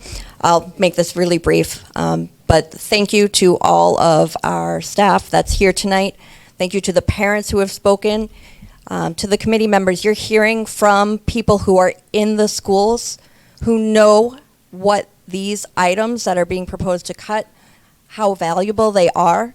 And I ask that you listen to the experts and you very carefully consider the impact of the cuts that are proposed and whether or not you choose to vote for them. Because giving the voters a choice between default and less than default, which could put us at risk for losing our accreditations, is not acceptable. And it's not a choice. Thank you.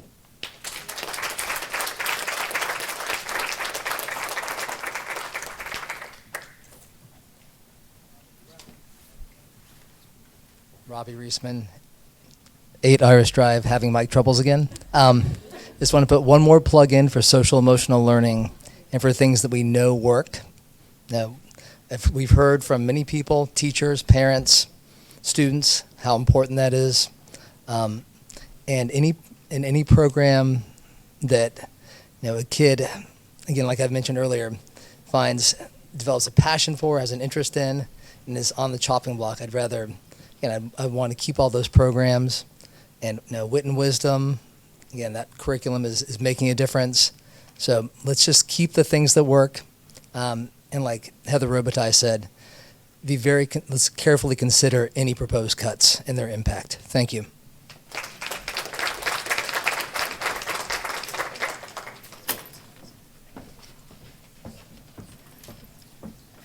Hi, my name is Samantha Sperry, 1 Rimmon Court. My daughters wanted to talk specifically to the proposed cuts about social emotional learning. Sorry, I'm shaking. Sadie, it's all right, Sadie has benefited immensely, my daughter, from the program and the support that is provided to her at the school. The skills that she has gained about self-awareness, emotional regulation, empathy, and problem solving have not only helped her academically, but have also been critical to her confidence, friendships, and overall well-being. As an only child, my husband and I do our best with her at home, but there's just something that being with other students cannot replace. Unfortunately, like most children, Sadie has experienced bullying severely. The emotional toll was significant, affecting not only her school experience, but her overall sense of safety and belonging. Without Sel and the amazing programs and the amazing counselors and teachers at Thorns, I fear much worse than the impact could have been. These programs have given her the tools to navigate these challenges, rebuild her confidence, and find her voice. Without Sel, children like Sadie could be left feeling isolated, anxious, or even fearful of school. At the end of first grade, because of the bullying was so severe, she didn't want to get on the bus or go to school any day. Without the amazing support of Sel and some of the particular staff members back here, I fear that she wouldn't be where she is today. These programs create an environment where all students feel safe, supported, and valued. In today's world where children face pressures and challenges, Sel is not only beneficial, but it's essential to their well-being. I urge the town to continue prioritizing Sel in our schools, investing in the emotional well-being of our children and their future success, both in and out of the classroom. Thank you.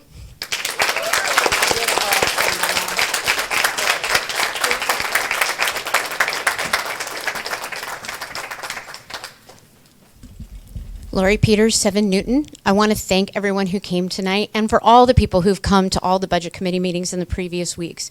The community's voice, regardless of your opinion, is important. And so I want to thank everyone for coming out tonight. And I do want to thank our staff for coming out and being willing to be brave in front of board members and committee members. Obviously, as a board member, because it says it was recommended 5-0-0, I voted in favor of the operating budget.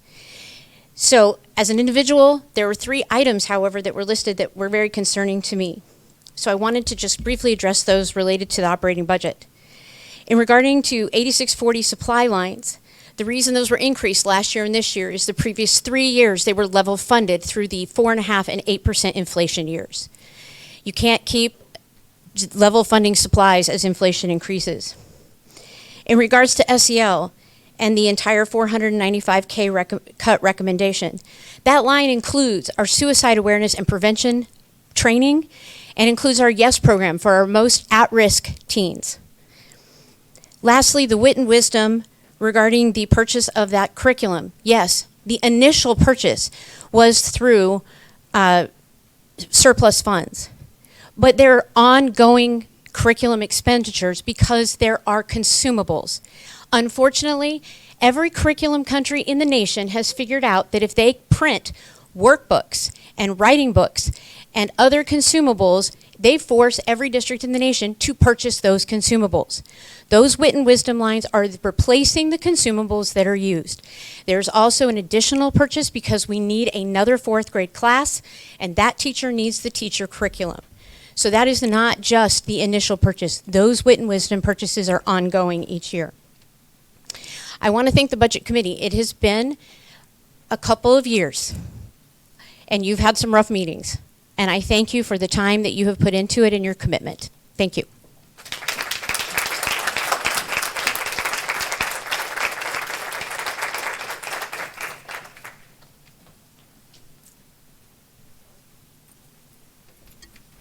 Are there any other public comments? Hi, my name is Ashley DePro. I just can't understand how the recommendations would be put forward after hearing from almost everybody that recommended against getting rid of these programs. And I find it disheartening and frankly cruel that one particular member of the Budget Committee has not made eye contact with anybody at all tonight. Also, the same committee commander. Excuse me? Yes. Let's keep our comments, please, to the matter at hand. Okay. I would also like to say that, never mind.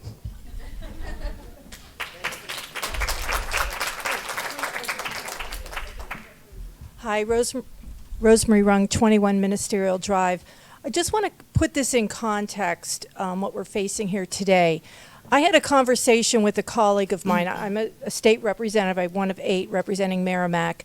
And I had a conversation with a colleague of mine at the State House today who represents Moulton Borough.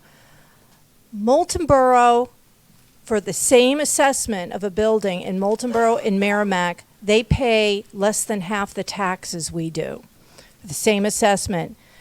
He was telling me that their proposed budget will create a per pupil expenditure of $40,000 per pupil. So here we are arguing about SEL, extracurricular activities, fourth grade class, whatever. And it really reveals the real issue is the problem we have with the state.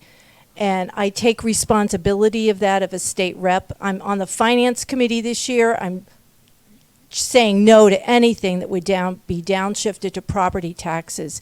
And for the state to fulfill its responsibility to fund an adequate education. The number they have on it now has actually been shown to be unconstitutional. So I want to just thank everyone for coming, and I want to urge all of you that this issue, why we're here, isn't just about the Merrimack School District and our budget. It's about how we fund education in the state. And so I encourage you to use your voices to communicate with your state representatives and the state senator that you expect we should be able to offer the same type of education. It's not going to be $40,000 per pupil, but we should have a fair education system throughout the state because that's what's in our Constitution. Thank you.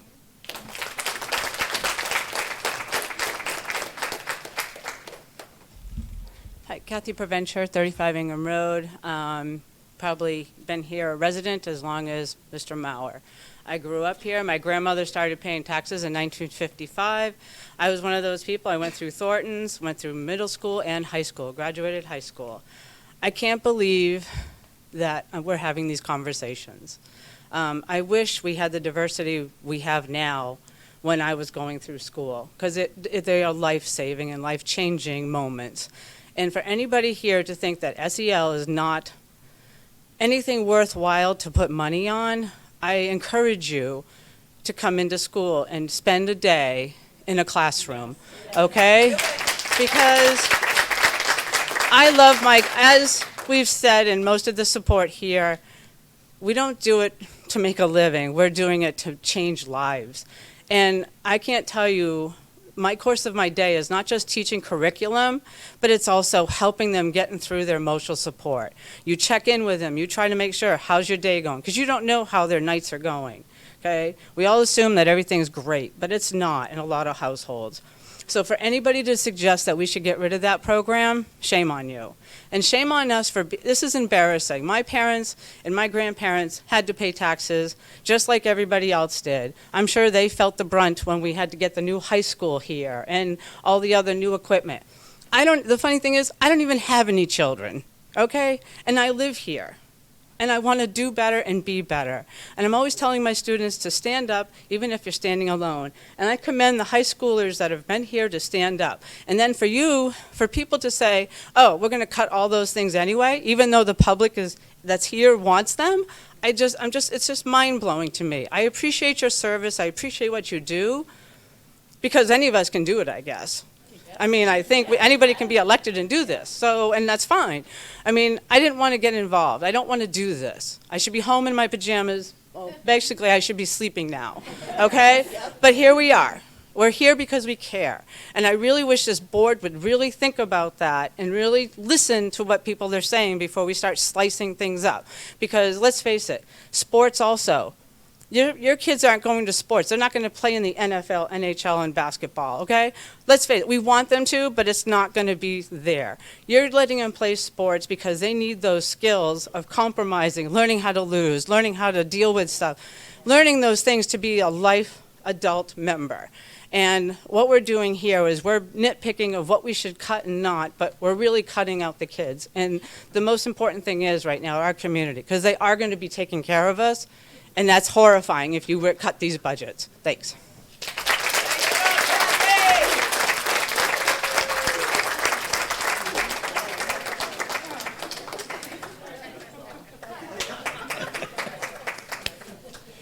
Hi, Evan Fulmer, 5A Woodbury. As Mr. McGrath alluded to in his letter, I was here 30 years ago, going through the stuff. Chuck was up there standing up for what was right. And it's just so sad that we go in a circle like this. We've had so many times where we've beaten back the insanity of the people trying to ruin our town and ruin our education. So it's so important that we stay positive, that we stay on track, and we keep things going. Money is sadly the driving force in the schools to get what we need for them. And if we can't supply the money, we're in a lot of trouble. Thank you.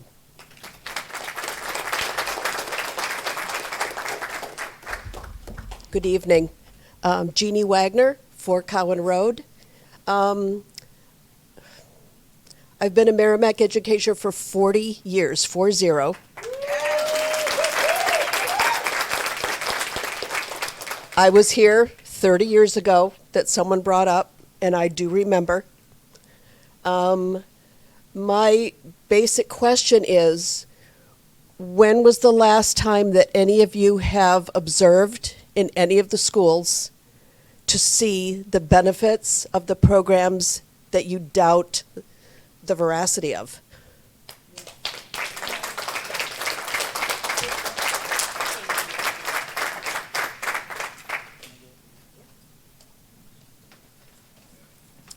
Max Abramson, 15 Joston Drive. I haven't been able to add up all the figures, but it looks like altogether it would be over $28,000 per year per student. I just do have one comment. I meant to, full disclaimer, I also served in the state legislature myself, and we worked very hard over the 6 years that I was in to try to work on reducing the overall tax burden, state and local taxes, while I was in there. And all of the comments that I've heard coming up to this, outside of this room, on social media, talking to people on the street and shopping and whatnot, is everyone knows people who are losing their homes because of the rising property taxes. It's really, really expensive. I want to commend the members of the budget committee for the hard work that they've done. I've been on budget committee. It's really hard going through, millions and millions of dollars, $96 million line item by line item, and really doing a deep dive investigation. And I don't think that it's right to berate members of the committee when we're just voicing our opinion on what we think the budget should be.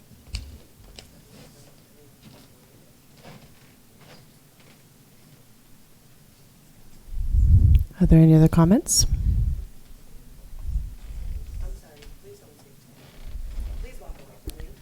Okay, there are no other comments. We're closing the public hearing, 8:32 p.m.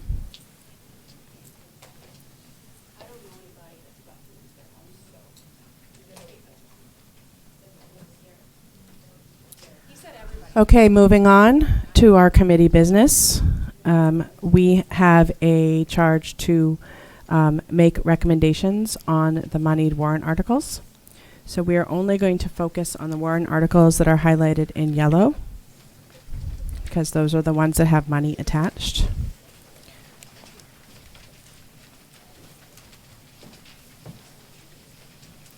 I will open up to the committee for discussion on Article 3. This is the establishing of a capital reserve fund of $500,000 for the purpose of administrative office development fund for a SAU building. Lee? What isn't purposely clear in the article is that we don't know what we're doing quite yet with a new building or modifying an existing building that may become available to us. So in Matt's wisdom, he's trying to put some funding aside for the community so that it's not a huge tax burden when we go to do whatever it is that becomes available to us. So I think it's prudent that we work towards saving some money now, so it's not a single large expense in the future, which is exactly what this is trying to do. Thank you. Shannon? I just had a question. Is this something that will be voted on each year to allow $500,000 to go from the fund? Naomi, do you have the answer for that? Have the answer. It's unclear. The article in front of us is a one-time thing. If we put that up again, it will be up to the board next year and the next budget cycle. This article doesn't have any language about recurrence. The board has not yet discussed whether or not we would add money to this fund in the future. It would probably depend on the circumstances in that particular year, how everything's looking, if we figure out what the plan is to address the issues with the current administrative space, all of that. So no, this is a one-time thing. This is not automatically happening anymore. Okay, thank you. It just wasn't clear. It's a one-time opening up of a capital expenditure line item for this purpose, but the school board could transfer future funds into that line item? Is that what I just heard you say? No, it has capital reserve funds. You can only add money to capital reserve funds by warrant, and it has to be approved by the voters. If this money gets approved, it'll be $500,000 in there, and that's it, unless it is put on another warrant in the future and the voters approve it. So this is not incurring any sort of recurring costs. There's nothing that can happen that the voters do not control. Thank you for the clarification. How was the number 500,000 arrived at, and what is the anticipated spend for those funds? I think Lee covered that pretty well, actually. Is this? It's still up in the air right now. There have been several proposals floated, and we haven't settled yet on what we need to do. And the thought behind this was the administration is currently housed in two 1950s ranch houses that are not ADA compliant, and they don't meet fire code. They're also not adequate for doing business. They lack conference space. They lack privacy. The superintendent had to conduct a job interview with a prospective employee who used a wheelchair, and the wheelchair wouldn't fit in the office. But my question specifically is about, why 500,000 and what might we do with that, or what can we do with that? With $500,000, probably not much. The idea behind this was that, like Lee said, instead of hitting people with a warrant article for the whole cost of something down the road when we fully understand what the best something is, we're saving up a little bit. It's like in your household budget, right? When you have a little bit extra at the end of the year, you put it in your savings account. That's what we're trying to do. We're trying to open up a savings account for this need. Thank you. Chuck? Capital reserve funding is an established and well-regarded mechanism for smoothing out the experience of rate changes in taxes. Bear in mind that should this warrant article be confirmed, it will be utilizing funds that have already been raised and appropriated. So there wouldn't be any additional impact to the voters in subsequent years if they decided to raise and appropriate more money. And of course, no one board can bind a future board. I think Lee did speak to this exceptionally well. We know that the school district is growing. We know that there is an emergency, quite frankly, in the facilities that our superintendency occupies. If it were a private business, it would have been shut down by the town of Merrimack a long time ago. But the voters have the luxury of not having to conform to the same rules and regulations that the town perpetrates on everybody else. We know there's a future. We know that we need to work towards that future. We know that we need to invest in that future. And this is the kind of reasonable financing mechanism that has been well regarded and accepted for a long period of time.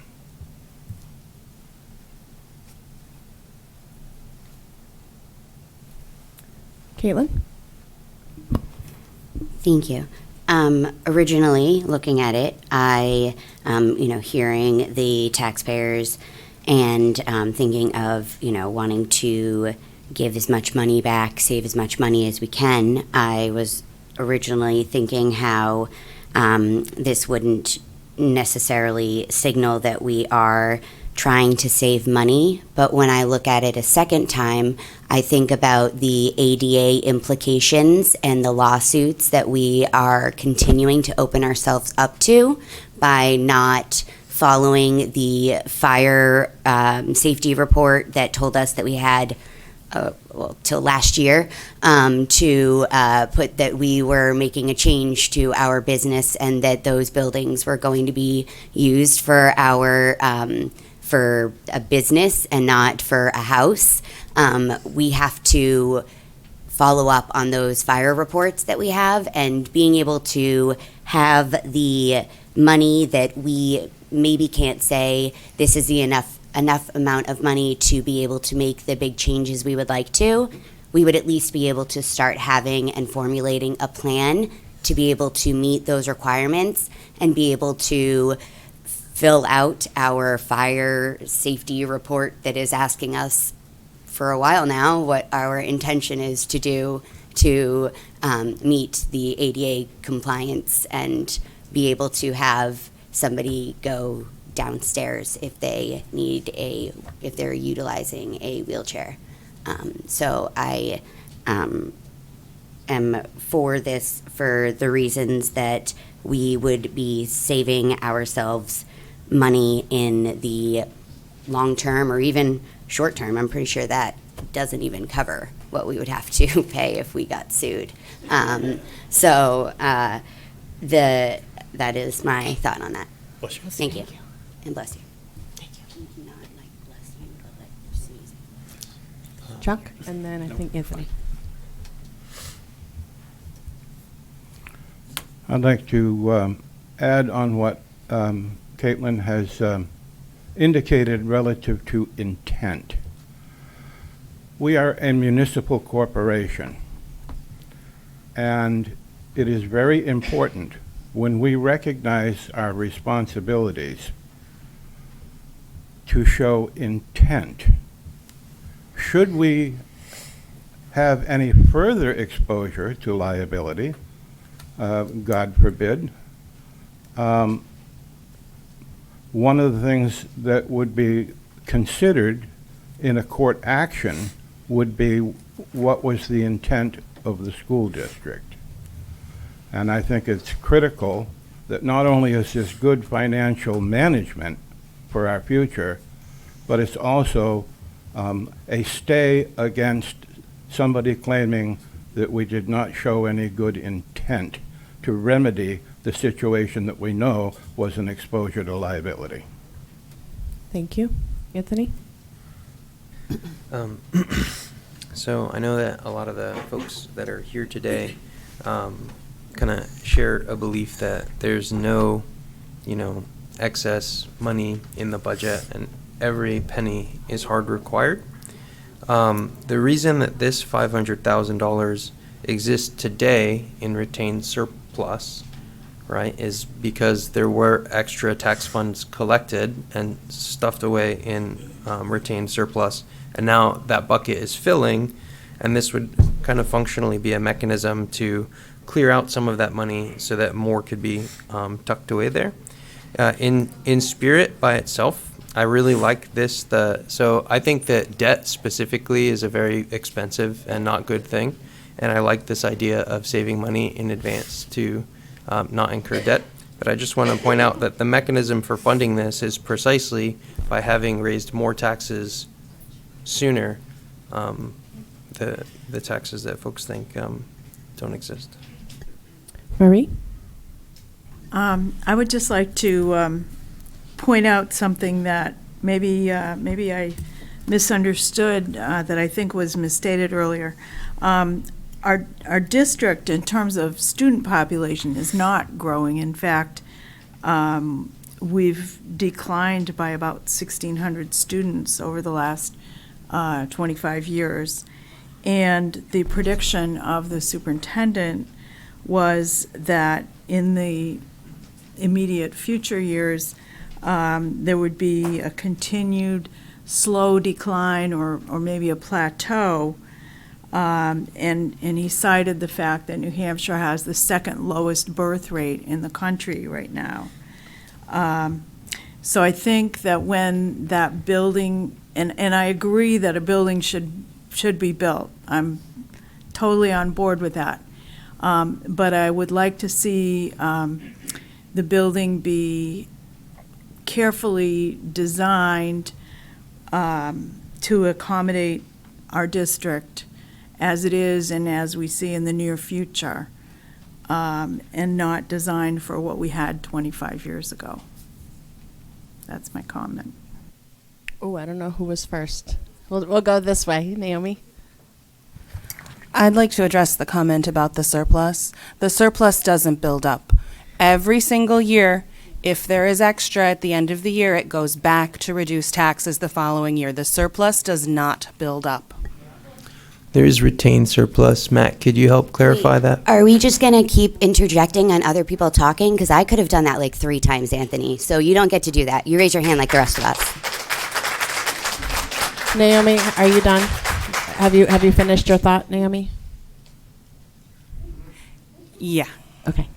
The fund that this money would be coming from is the unassigned fund balance that at the end of the year, every year, all of it goes to reduce the tax rate the following year. We do not keep that unless we are authorized to do so by the voters.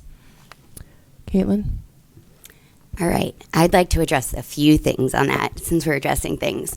Anthony, when you say that money was stuffed in the budget, you are giving the perception, the incorrect perception, that our administrators and all the people that have done all of this hard work are putting secret money that they can somehow get away with by getting audited every year, which is ridiculous. It's not a real thing, first of all. Second, as Naomi already said, the surplus is what we were unable to use the year before. So those para positions that we are unable to fill because we don't have people that come, the teacher positions that we don't have, not ones that we should eliminate. I see your face. Not ones we should eliminate, but ones that we are unable to fill. Those positions and those things that we weren't able to help our students and meet their needs, those are the things that we're getting that money back, and it goes to your taxes. That's why it says unfunded, right? It says on there what it is used, and it happens every year. So when you say that it is being stuffed in there and padded, when you use these words, this terminology, you are giving people a narrative, an incorrect narrative of our district, and I am really tired of hearing it. So when you are correct in your narrative, you can go ahead and speak it, but so far not yet. Also, if we are, sorry, we're all talking about all these things, we were just interjecting. I didn't know I was ready to start going back and forth with the random things people are saying. You can always come back with another comment once you've collected your thoughts. I would love to. Thank you. I think that Mackenzie had something she wanted to say. I think Anthony was next, and then Mackenzie. All right. So, yeah, so just to respond, Caitlin, and I appreciate what it is that you're saying, but last year, what was the budget? It was like 93 point something million? The default budget, which means that the proposed budget that they asked for was not passed. The default budget is the one that's 93 million. No, because you keep saying that it's 5 million more, but it's not 5 million more than the budget that they asked for. This is 5 million more than what they're stuck with because we had to vote. We did not accept the budget. We had the default budget, and you just heard a lot of people talking about programs that were cut because of these cuts for default budget. I appreciate, I want to mediate this a little bit. I appreciate your passion, but Anthony does now have the floor, so we're going to give it to him. But Caitlin, like, just to be clear, so 93 million was the past budget. What was spent to do the entire job last year, and we heard about all of the investments and all of the growth and all of the positive things from last year, right? $85 million was the total expenditures. So the difference between 85 and 93, it's like $8 million of unspent funds that were in the budget, right? Didn't you look through this book with us? That's Okay. not how it works. All right, okay. Mackenzie was next. Go. I just have 3 quick things to add. I think 1, this will save us from having to pay the interest on a bond. 2, the town of Merrimack tends to run on the capital reserve funds. We have over 24 of them, so I don't see why this is an issue overall for the school district to have one. And 3, if you haven't gone and taken a tour of the overall superintendent's building, I would highly encourage you to do so. They're working in awful, awful conditions, and for it to be ADA in compliance is completely unacceptable. We're serving our students and our staff, and the school district admin also deserve to have a good building. I call the question on Article 3. Marie? I'm Marie calling has the the floor. question on Article 3. Marie has the floor. No, she doesn't have the floor. I called. I've already called on Marie to I called speak. before. I've called I on Marie to called speak. the question. Um, Yes, do it. I would like to move that we warrant accept Article 3 as written.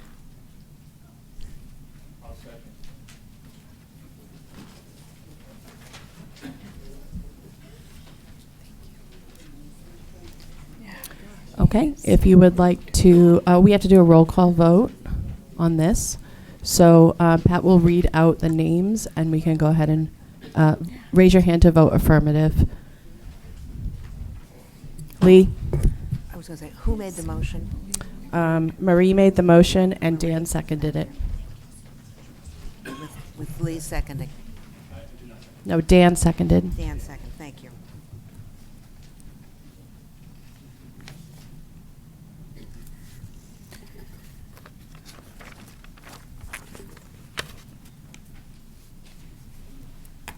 Dan? Yes.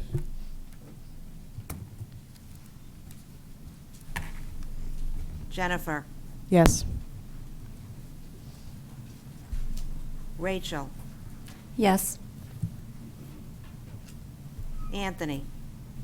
Yes. Naomi? Yes.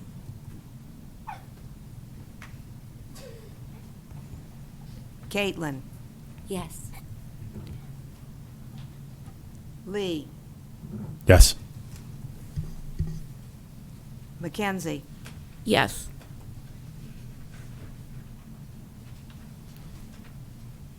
Gina? Yes.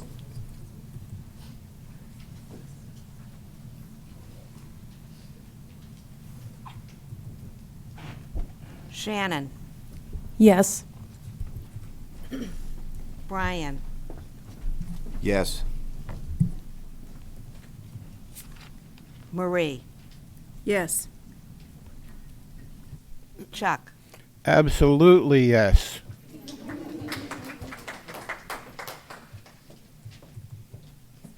That looks like 13-0-0. 13-0-0. The committee votes in favor of Article 3. And that will read the recommended by. Yes, on the ballot, it will say underneath the article, it will say recommended by the school board, and then their vote total, and then it will say recommended by the budget committee and our vote total. All right, the next item for discussion, Article 4. This is regarding, shall the district raise and appropriate $823,230 for the purpose of roof replacement at James Mastrocola I move Elementary and Article 4 as written. I second.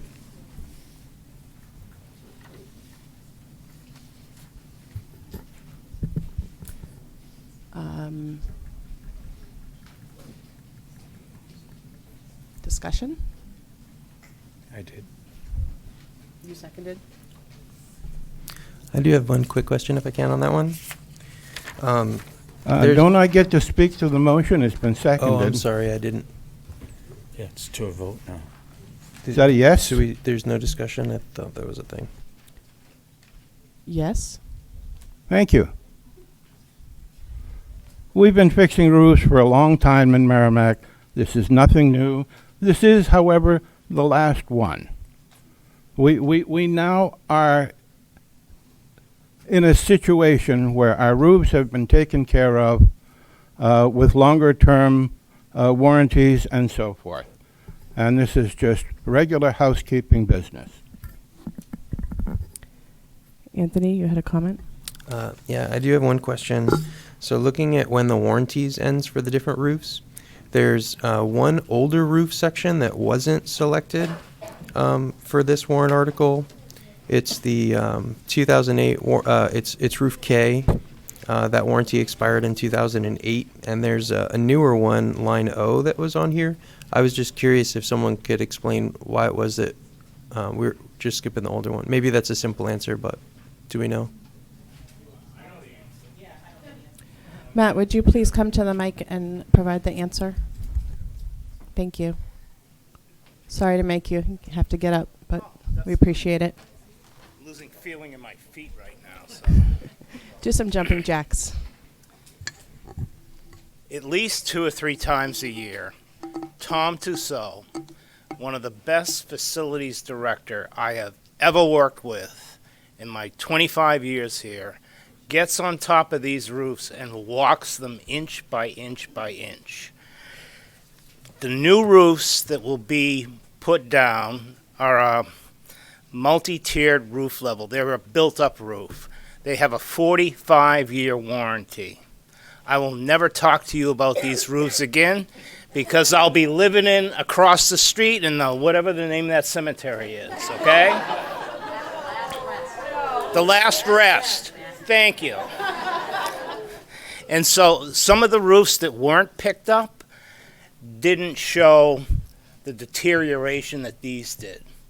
These roofs over here, especially B1, a couple of people in the audience mentioned that, yeah, there's buckets in there. That's where the gym is. And so those are the most critical ones. Next year, we'll review this all over again, and this may look totally different, but that's why. So, just to be clear, this is not the last one because there are In a still couple of others years, to do, we're going right? to enter a period where we're not going to have to do any roofs for 10 years. And at that point in time, I recommend that you start a capital reserve account. You already have one started. It only has $1,000 in it. And to start building that up over a 10-year period so we won't have these peaks and valleys. The town of Merrimack does an excellent job in what they put away for capital reserve accounts. That's why they can buy a fire truck. That's why, because they, or communications console, because they save for it for like 10, 15 years. And that's what we want to try and do. So at that point in time, I would recommend, if I'm still here, that we put away some money in capital reserve accounts for roofs. That's okay. Like we did in the past. Which I agree with from a financial management standpoint, but I it just makes want to sense. just want to be clear. This is not the last one because I do No. recall hearing you say at a prior meeting this Probably season around 4 or that 5 years. we would have like a few more warrant articles Yes. every year. Correct. Okay. Just Yeah. wanted to clarify that because Yeah. one of my colleagues said differently, and I wanted to make sure that Yes. we were clear. Correct. Thank you.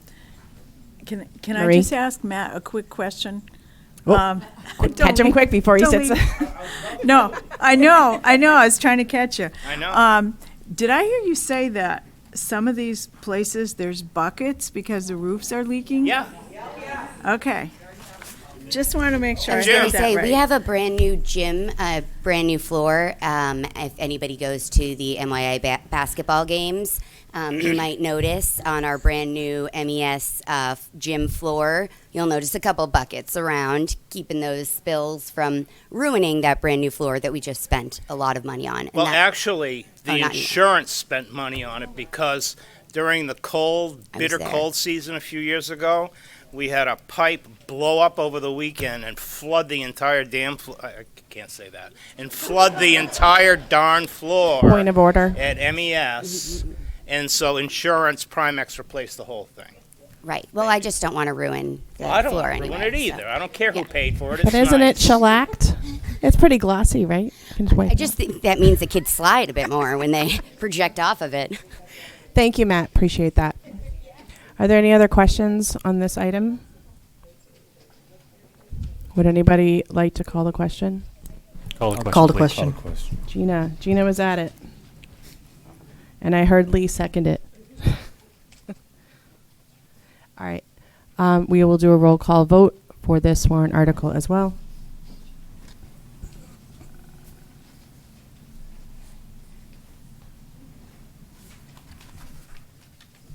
Caitlin.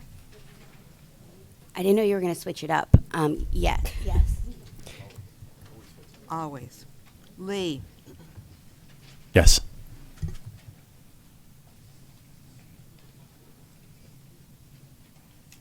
Chuck. Yes. Shannon. Yes. Naomi. Yes. Brian. Yes. Rachel. Yes.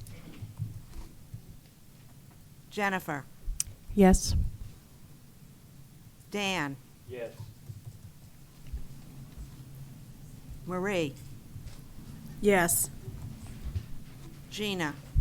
Yes. Mackenzie. Yes. Anthony. Yes. That's unanimous again. 1300, recommended by the Budget Committee.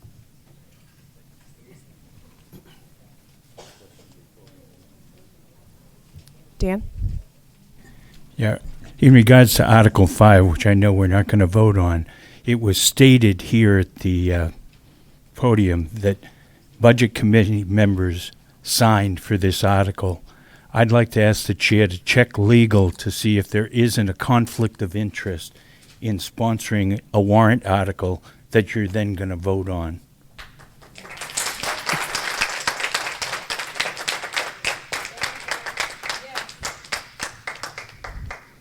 Okay, thank you for that. I do still have a few other things to check with legal about that I have not resolved. Added to the list. I don't believe that's a conflict. I created a special warrant article several years ago to demolish the red building, and damn Skippy. So who's in big trouble now, Lee? All right, moving on. We will not be. Oh, okay. We will not be roll call voting on Articles 5 or 6. So we are moving on to Article 8, which we think might be Article 7, actually, on the ballot. Shall the district raise and appropriate the operating budget of $96,823,198 with a understanding that the default will be 95,808,066. Discussion, Gina? So I appreciate and I know there was a lot of time that both of you put in for these recommendations. I was liaison for the section that CEL came out of and the administrative assistance for special education. I just want to point out that this section is student services and not special education, because these services are for everyone. They're not just for special education. And as it was mentioned, these programs are specifically for, YES program for at-risk high school students, for suicide prevention. Some of these programs are available to parents as well that go on after school. And, we can't take these away because it's not going to be addressed by, 504s or IEPs or guidance counselors, which, by the way, we're asking to be cut because it's everyone. It's not just special education. And to me, learning is not how to do an equation, but it's learning how to deal with the fact that you cannot do the equation and everybody else can. How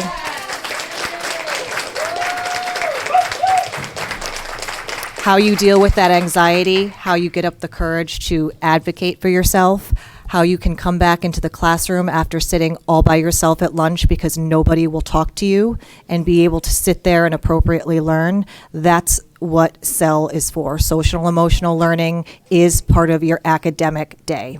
And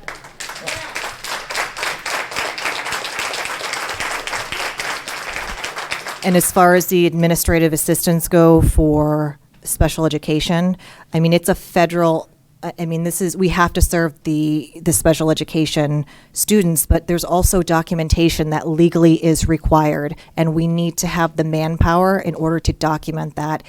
Being on the other side of that with a student from IEP, the documentation that I have to do is a lot. So the documentation that the special education team has to do is even more than that, times about 50 or 60. So we really do need the manpower to be able to do that. Thank you. I want to just take a moment and remind the committee, as well as the public watching, that this committee, we're in a strange situation where we're asked to review the budget and look at line items as we do that. But at the end of the day, this committee's job is to put forth a number to the voters to vote on. I actually kind of cringe when I start hearing the word cuts, because we don't decide how the money gets spent or what gets cut. We are, certainly folks on this committee make recommendations, but again, I just want to remind everyone that our responsibility here is to just put forth a bottom line budget number, and that we do not have any power or say over how those funds get spent. I think it was Naomi, to be quite honest, but Caitlin? Thanks. I thank you for bringing up that point that we don't actually have any say in how the school board chooses to use that bottom dollar amount that we give them. And if we are thinking back to all the school board meetings that they have had, and when we've had school board representatives here, as we do every time, but also more of them speaking, we have heard them say that they're not going to stop the growth of our curriculum and our improvements in our scores, and that there'll be other things that have to get cut in place of it. And Anthony, at the last meeting that we had, you spoke specifically about cuts. Like, I would like to cut, because I went back and listened to the exact minutes that you said these things too. Where we're tucking extra away at the middle school because they're tucking it. So the cuts that people are concerned about are because we have had meetings where it has been allowed to speak as if we are making cuts to specific areas, and as if we are supposed to be saying these things.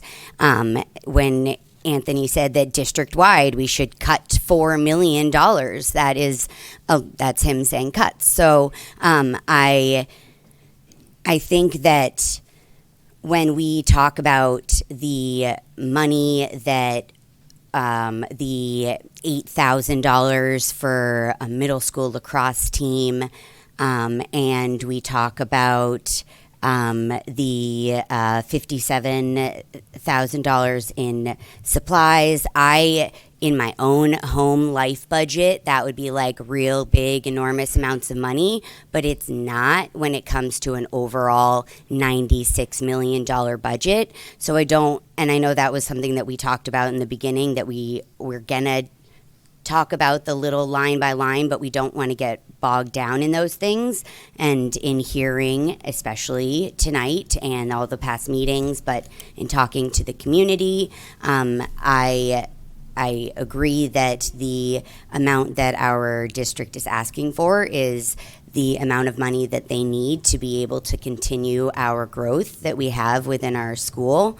I wanted to clarify a couple things that were mentioned, that Reed's Ferry doesn't need a second counselor. They're actually already over 500. So over 500, including 502, means that you do need 2 counselors. So that is a legal requirement. Yes, it is another unfunded mandate, but here we are in New Hampshire, so it's a choice. And when we talk about the professional development, removing $128,000 from professional development, that takes away from all of the growth and the ability that our teachers have had over the past few years to be able to improve our not just our scores, but our children's knowledge and understanding of topics and categories that we should be aware that, not like know your place, but like if they're telling us that this is what they need to be able to be successful and trained and have the professional development that they need, then we should be respecting that. I'm not gonna go into your job and tell you you don't need the professional development that you're asking for, because it's a little bit of a strain on, and I know it's not a little bit of a strain. I understand that it's a rather large strain, but that these things aren't something that we should be taking lightly. And with the I just had so many. With the Wit and Wisdom curriculum, it was also includes some of that professional development, and those things are something that we put forward so that our teachers hopefully come back next year and use those same things that they learned and are able to get even more out of the next professional development that they have, or the next time that they have to meet with somebody about the Wit and Wisdom curriculum. I'm almost done because we're saying all of our things. And also with SEL, you've heard our teachers, our students, our futures need our children and the people that work with our children, and they also need to teach us, because that wasn't available when I was in school. We need this SEL stuff, and I know that it sounds like it's a cost and that it is something that we're taking time away from getting your class, be able to get your classroom things accomplished. I know that our teachers are unable to get the classroom things that they need to get accomplished if we have behaviors and we don't have SEL to help them be able to mitigate and use those tools that they need. If we take that away from them and the professional development that they use, then we are not supporting them again and not hearing what they are asking us.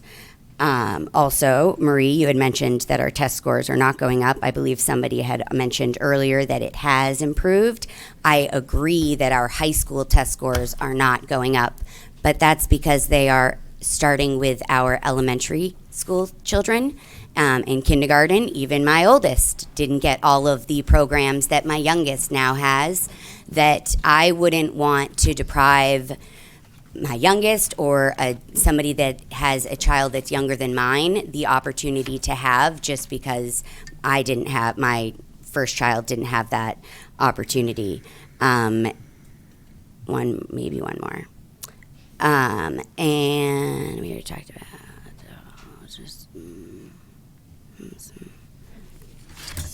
okay. Yeah, Marie's arm. Come back. Okay. Oh, you were gone. I don't know who was Sorry. first. She was waiting. Just Yeah, she let me go. Okay. So we'll go Naomi and then Marie and then I think maybe Shannon. Okay. Folks have mostly addressed the things that I was going to say about some of the ideas that were floated earlier in the meeting. There was two that I hadn't heard addressed yet. One of them was the those subs who cover professional development. That particular line is not part of the district-wide PD that everyone does. Those particular lines, they're to cover 2 days of specific professional development as requested by certain teachers. Say I'm a high school algebra teacher and I want to go do a course on how to teach algebra better. That's what those subs are for. They would cover that, and it's covered by the teacher contract. That's what that line item is for. Naomi? I'm sorry, it's my turn right now. You can talk in a minute. And the other one was the lacrosse team. That's a team that does not currently exist. That's a team that we're looking to start because there has been interest expressed by parents at the middle school level. They feel that we need more sports offerings. And the reason why boys and girls lacrosse was chosen is because we were already offering a new option for boys with that B soccer team, and so we wanted to make sure there was something that included girls as well. Briefly, I've said this at a couple of other meetings, but I feel like we have a little bit different audience here. I want to talk very, very briefly about per pupil spending, and I want to talk about test scores. Naomi, would it be okay if we came back to you on that point, if we just took as long as it another does comment? get back to me, yes. Yeah, I'm happy to come right back to you. Just Okay. want to make sure that we keep the conversation, kind of grouped on what we're talking about. Okay, thank you. Marie? Yeah, I'd like to clarify a few things that I think were misunderstood. First of all, just the comment you were making, Naomi. I remember asking this at one of our meetings of Matt, and there's 2 lines for subs for professional days. One of the lines is, as you stated, Naomi, for the individual teachers who want to take a professional day, and it's in their contractual agreement that they have 2 such days per year. That is not the line that I was suggesting that we remove. The subs that I was suggesting, and I was not suggesting that any professional development be modified or removed. I 100% support professional development. What I wanted to see was any district-wide or building-wide type of professional development be done on a day before the school year begins, or a day when there's like a no school day or something, so that subs are not involved, which saves money, and instructional time is not lost with their teachers. That was what I said in regard to professional development. With regard to test scores, at the end of my comments, I specifically thanked the people at the elementary schools and the staff and the administration for their success in the test scores. And then I pointed to the fact that I look forward to seeing future increases and seeing those kind of increases arrive at the high school. I never suggested that wit and wisdom be cut. I feel that that curriculum, from all kinds of comments that we've heard at many of our meetings, has been very successful. People have spoken highly of it. I don't have a problem with it. What I had a problem was the $237,500 that was used to buy it at the end of the year. That money was spent, and then it was not removed from the budget for the default budget, and instead it carried forward into this year. And I think I heard somebody saying that that 237.5 was applied, I'm going to finish, was applied toward the expendables for this year, which I wouldn't have a problem with, except for the fact that we specifically asked Amy Doyle what the expendables would be, or the consumables, I should say, per year for these curriculums, and she said it would be about $100,000 a year. So I don't think that 237.5 is being used for consumables in the FY '26 budget. With regard to the counselor at Reed's Ferry, I watched the school board meeting where that was discussed, and it was pointed out that it is not a requirement. The state does not require it, and that we're just slightly over, and that it would be best practices if we had 2 counselors at Reed's Ferry, which I would agree, best practices is a good thing, but it is not a requirement, as someone just stated. And the lacrosse team, I was on that liaison committee meeting with the middle school, and $8,000, I mean, we're talking about lots of money here. It doesn't sound like a lot. But I asked them, I said, what's the data or the information you have that you need to add this lacrosse team? The answer they gave me was, well, some of the other schools around here have them. That was the rationale. I didn't think that was as strong as them telling me, well, we have 20 boys that want to play soccer and we have to cut that many kids every year. So I'm like, okay, spend the money for the soccer team because we've got kids who want to play soccer and they haven't been able to. And also the lacrosse team, we have MYA lacrosse, and I think I've been hearing some things about them having a little trouble fielding enough people for their teams at that age level. So that was my rationale behind that. And the administrative assistants at the for special ed. I watched that school board meeting too when that was discussed. And a member of the school board, who I prefer not to say which one, expressed the very same concerns that I conveyed to you tonight, that once those positions were added, what happens when they have fulfilled the temporary situation we have right now with this backlog? What happens with those positions? Do they go away? Do we RIF them, which the district doesn't like to do, and I understand that totally. And there was concern about that. And so I was suggesting a way to fulfill the need to clear that backlog, which that's how it was presented, that we're in a backlog with the 504 and we're out of compliance, and it won't be long before the state is going to cite us for that. And so I was suggesting that resources we currently have be reallocated.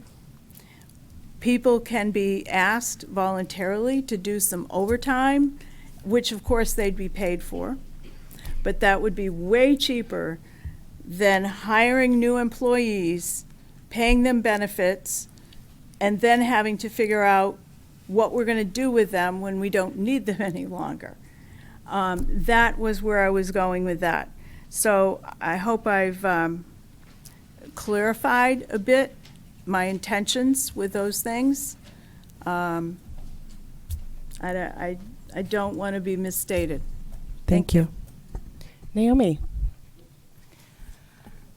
will you be speaking about cost per pupil?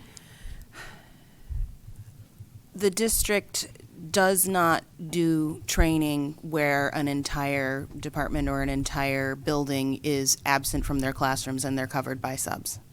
That's not something that happens. The $237,000 and some change that bought Wit and Wisdom was part of that we had a public hearing for it. It came out of surplus. It was not ever part of the operating budget. The recurring costs are, because those are going to be recurring costs.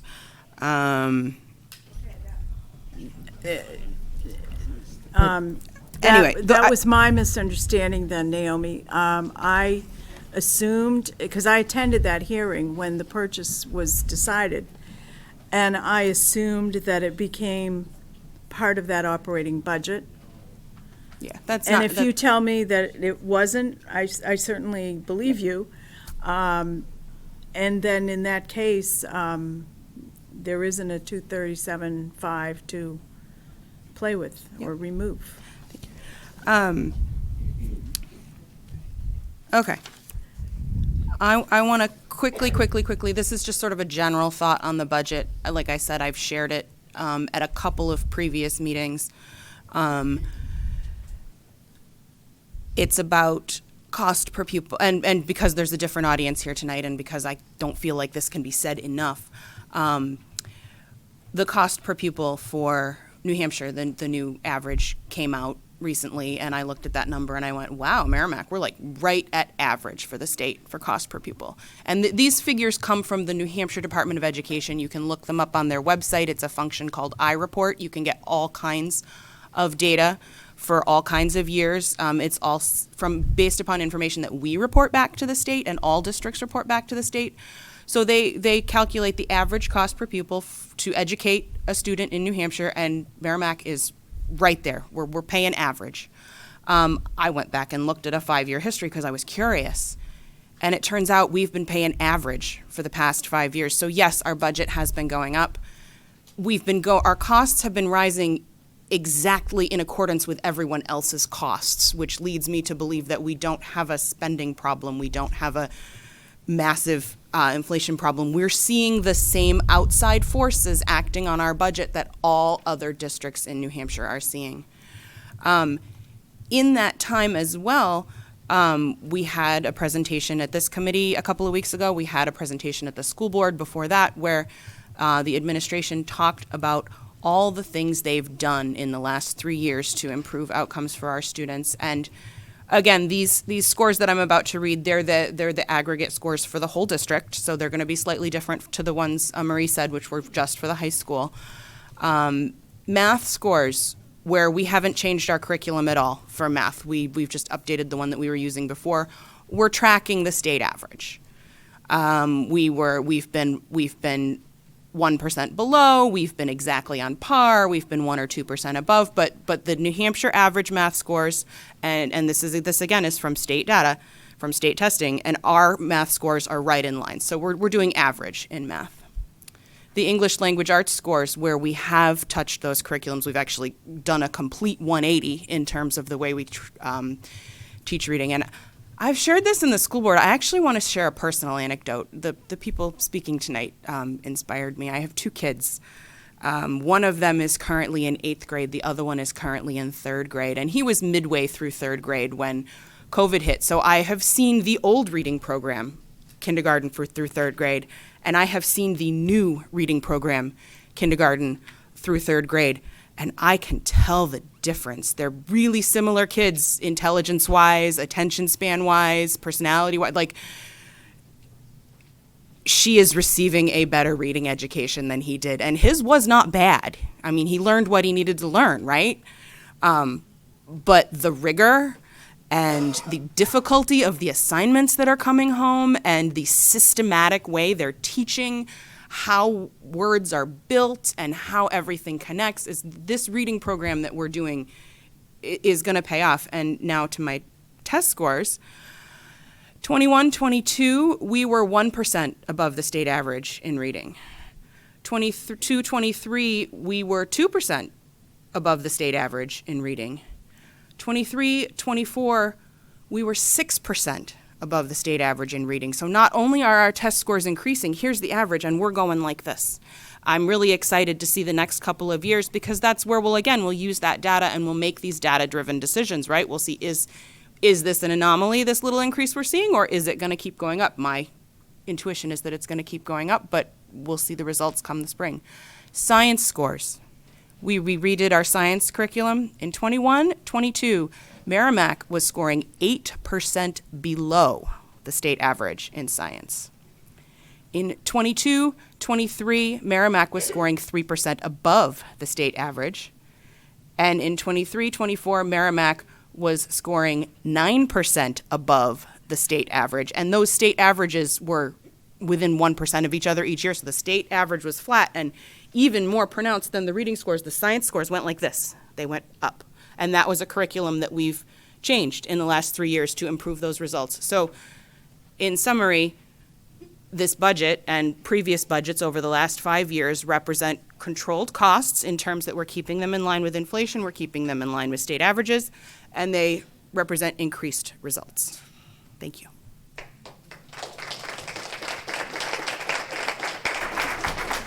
Marie?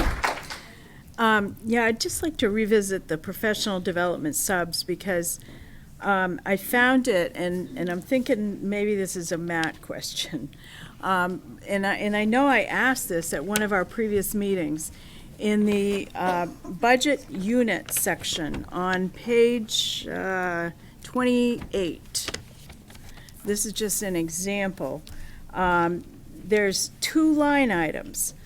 One of them is professional development subs, 2 days only. And I thought I understood you to say that that was the contractual subs for professional days, right? If the professional PD subs 2 days only for, like, I'm looking at the middle school, yeah. And the other one is admin PD subs MMS, and it's $28,885. And that was explained to me as something that would be district-wide workshops. So I don't get that.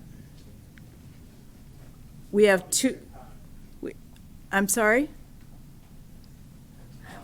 We have 2 separate lines for professional development subs at every school. And it's on. You know, when I look at subs, I look at them in the aggregate. And Yeah, when no. I add up all the sublines, there are some sublines where I'm over around 500 grand. So if you look at all the 8115s or whatever you're looking at, there are, years ago, we put in 2 PD days so people could have subs, right? I don't know what specific ones you're looking at. I don't have my book in front of me. Middle school. But when middle school subs, when you look at everything in the aggregate and you add up all the sublines, I have an appropriation. Then you add up the expenditure, and then I have a total expenditure. And I guarantee you, the appropriation is less than the expenditure in all those lines. If you want to cut them, go ahead. All I'm saying is, I'm just telling you, when you add them all together, and this is something we should have removed from the budget years ago, because it used to be an issue, where we were Yeah. trying to limit teachers being out of the classroom, and we only gave them 2 days. Right. So you're drawing too fine a thing for something that I am going to take and reformulate and show everybody, this is what we have for subs, regardless if it's professional development or if it's sick days or whatever. So it's going to go Well- into the whole. But both of the lines say PD subs, and one of them says One PD. could be for professional staff, one could be for support staff, because support staff has PD subs also. If a para is out for professional development, and you need somebody else to pick up that duty, that's what it could be.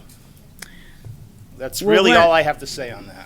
Okay, well, Rachel? yeah, all right. Yeah, but he's wrong. Okay, thank you. That's not what I it's just on. have a couple of comments.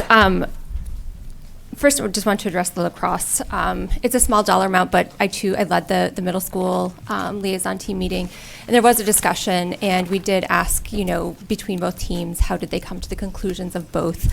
There was conversation, and what was supported for the boys and girls lacrosse was that it was a parent-driven, it was a student-driven request the administration heard from both parties, that was something that they would really like in the school.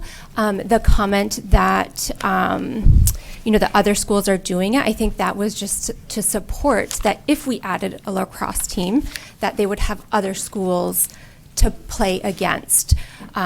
So this was something, again, that was student-driven and parent-driven for this request, as well as, to provide another set of extracurricular activities after school.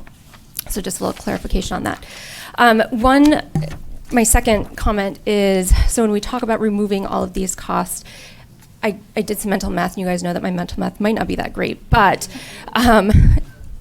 we are around $1 million when we talk about this. So that led me to question, why are we talking about cutting $1 million when the default budget is about $1 million, less than what's been proposed as the operating. And then I think it kind of came out as we went through conversations that maybe some of this was being confused as what was in default versus what was in operating. So I think that that's a point of clarification, that when we talk about numbers, we need to understand what year we're talking about. Is it default? Is it operating? Because it gets very confusing if we are not very specific on what budget years and what items we are talking about.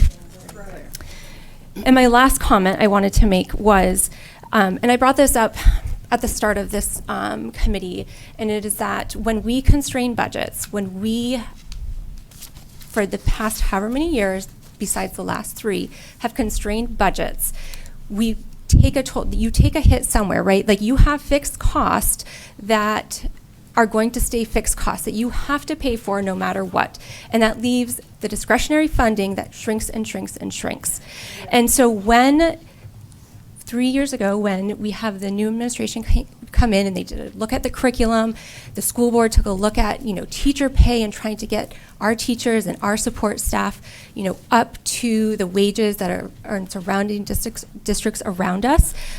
The town invested in the schools, in our staff, in the students, and that is why we started to see such a steep rate of change in our budget asks every year. So when you constrain, you can only constrain to a certain point before, when you have to catch up, it's going to catch up faster than if we just kept it on a gradual. So that is something to consider if we revert back as a town to keep constraining budgets, that eventually, right, that gate opens and we have to catch up a little steeper after the fact. So I just wanted to make those points before we continue discussions. I don't think we have a motion on the table yet, do we, Jen? We do not. Okay. Dan? I move to call the vote on Article 8. Do I have a second? Second.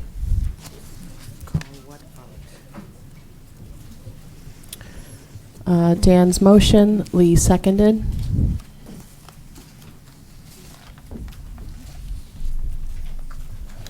Just waiting for Pat to do roll call vote.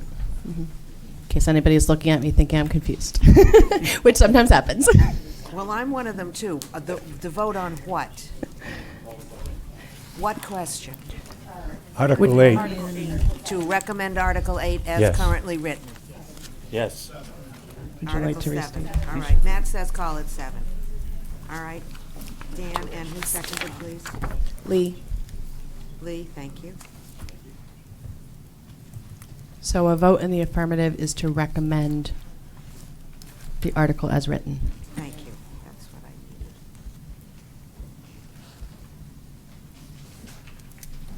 needed. Naomi, Yes. Brian, Stay. Anthony, No. Shannon, No.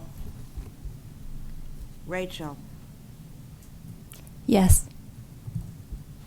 Mackenzie, Yes. Chuck, Yes, please. all right, that's one yes, please. Jennifer, No. Gina, Yes. Lee, Yes. Dan, Yes. Marie, No.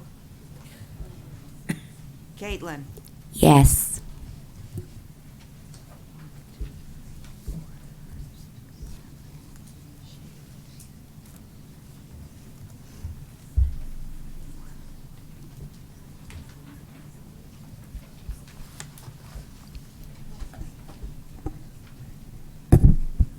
eight, 4, 1. That's what I have. It's going to be not recommended, 8, 4, 1. Correct.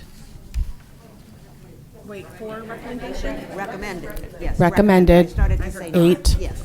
4, Thank you. 1. I got it. Recommended, 8, 4, 1.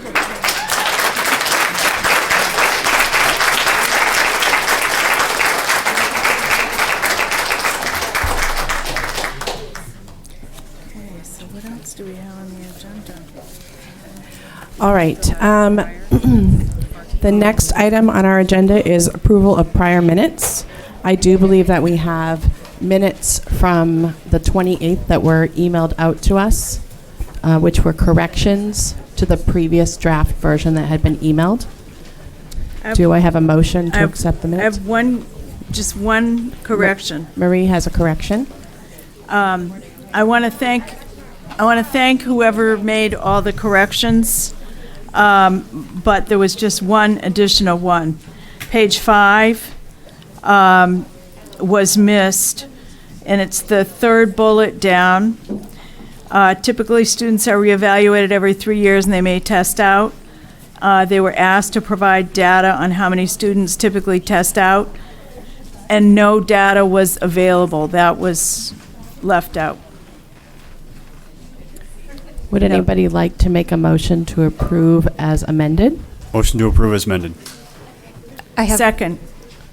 Oh, do you have another amendment? Well, there wasn't a motion in the first place, so I don't know if you need to go back and do that. Would you like to make a motion to approve, including the previous comments? I guess Lee just did that.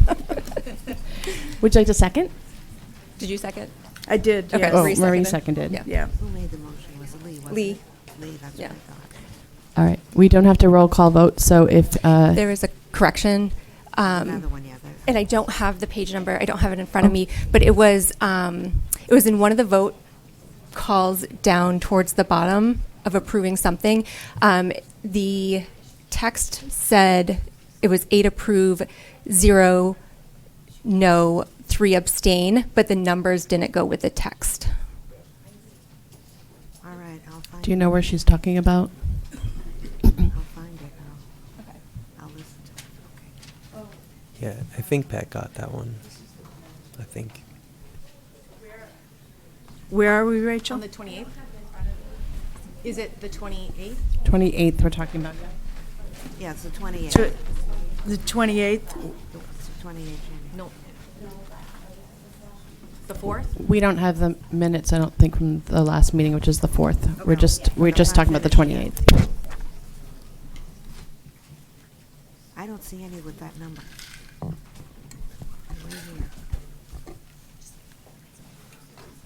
You know that commercial, that Snickers commercial where the person gets hangry? That's me right now.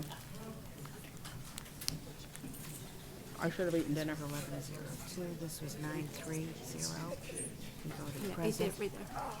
Abstaining, French, Pappy, Halter, 930, so it should be 903. Abstaining, okay, all right. I was so focused on Chuck Moore voting present. Thank you. Are we good? Have we included your amended Yes, it's all. item? Okay, so we have a motion from Lee to approve the amended, and a second by Marie. All in favor? Raise your hand. It's unanimous. Yeah, it looks unanimous to me, too. Thank you. Oh. Well, he's going to have to wave his hand higher because I can't see him over here. 12-0-1. Yeah. Ruined our perfect record. All right. Next item on the agenda, I'm just going to give a quick update on our right to know requests.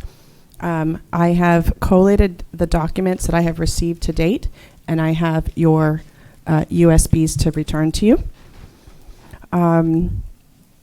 I will review them with council to exclude anything that should be excluded under RSA, and prepare to furnish them to the requesters. We did get a follow-up request for any new information since the last request. So I'm going to hand back the USBs and give everybody a moment to consider getting me another round of items to date. So please bring those to the deliberative session, or get them to me before then.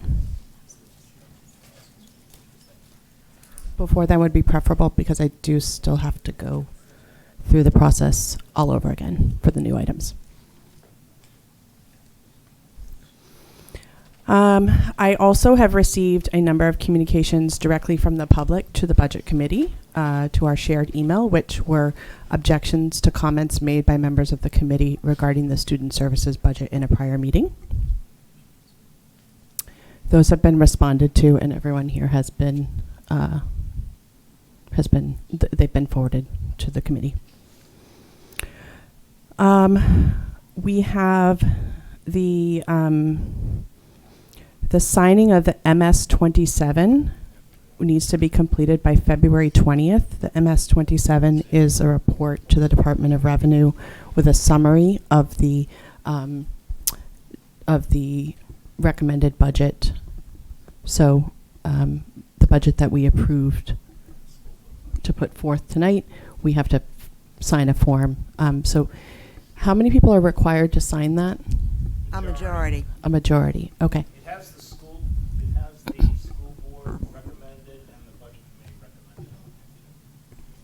recommended. So prior to February 20th, please make your way. And then I'll send out an email saying that it's waiting for you at the superintendent's office. So please make your way to the superintendent's office when you get the heads up from Pat to sign that. It's not required for everyone to sign it, but it does need to be a majority. Yes. Okay. The filing period is coming up for anyone who would like to serve on this committee. Please join us for our hours of fun. What?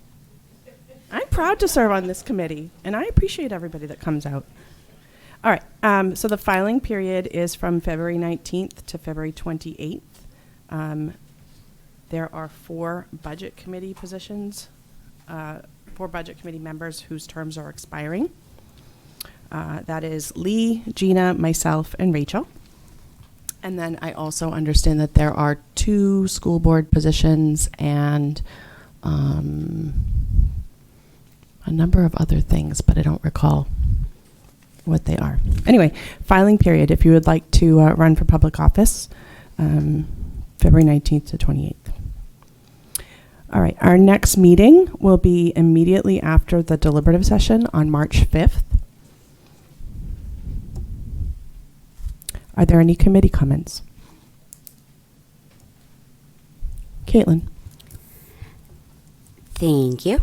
I wanted to, again, as I did last meeting, I wanted to remind the public, and also those of you here, you're still public, but of the like 200 something bills that are being introduced to the House and also starting to be introduced to the Senate now for education and finance, and they will have an impact on our future with our budget, but also on the tax burden that everybody has as the state continues to downshift the costs of educating students to us. It is continuing to increase our taxes on all different levels. So there have been a number of bills I have mentioned before the HB 115. That one is the education freedom account. That, and there's also SB, so now it's to the Senate, 295 FN, which means it has a financial impact, learning things every time, is to expand the number of students eligible for EFAs to as many as they want, which is you can choose how you would like to vote on that. But just for letting people know that this year, with the newest year coming up, the EFAs is going to cost $102 million. That's going to be taken out of our education trust fund that should be used for the special ed, since we only got 67% of it back and we're supposed to get 100, and now 67 is different. That is going to be money that is taken out and not given to us in the special ed, because they're taking it away there. The EFA expansion one is tomorrow for SB 295. If you would like to put your opinion, you are for or against, you are able to do that online. I have heard, though, that a lot of the online testimonies have not been taken as seriously by some of the committees, and committee members. So if you are able to go in person, it is recommended. But obviously, not everybody is free at like one. Tomorrow's is at 3:20. So if you don't have any kids, you're picking up. There is also the statewide education property tax fund. The SWEPT, which we all like to talk about, is also tomorrow, HB 137, and that would be they would be taking money and holding on to more of it for their own keep, and then we get most of it back. So it would be less money back to our taxpayer constituents. So those are just a few of the really awesome bills that are coming down that I recommend people continue to use their voice online. And that there is also a 5calls.org, 5 is in the number, call calls.org, which if you click on it, it will let you know that you should reach out to from your representatives. It would tell you if you should reach out to the senator. It would say if you should reach out to anybody in our audience right now that might be a representative that might have a fun call coming from anybody. But it would let you know based on what you're clicking on. So you can click on education, you can click on housing, you can click on all different things. So the number 5 calls, CALLS, I had to double check, .org would be where I would recommend that people continue to reach out to our legislators and let them know how we feel about the increase in tax burden put on us. That's all I have. Thank you. Lee?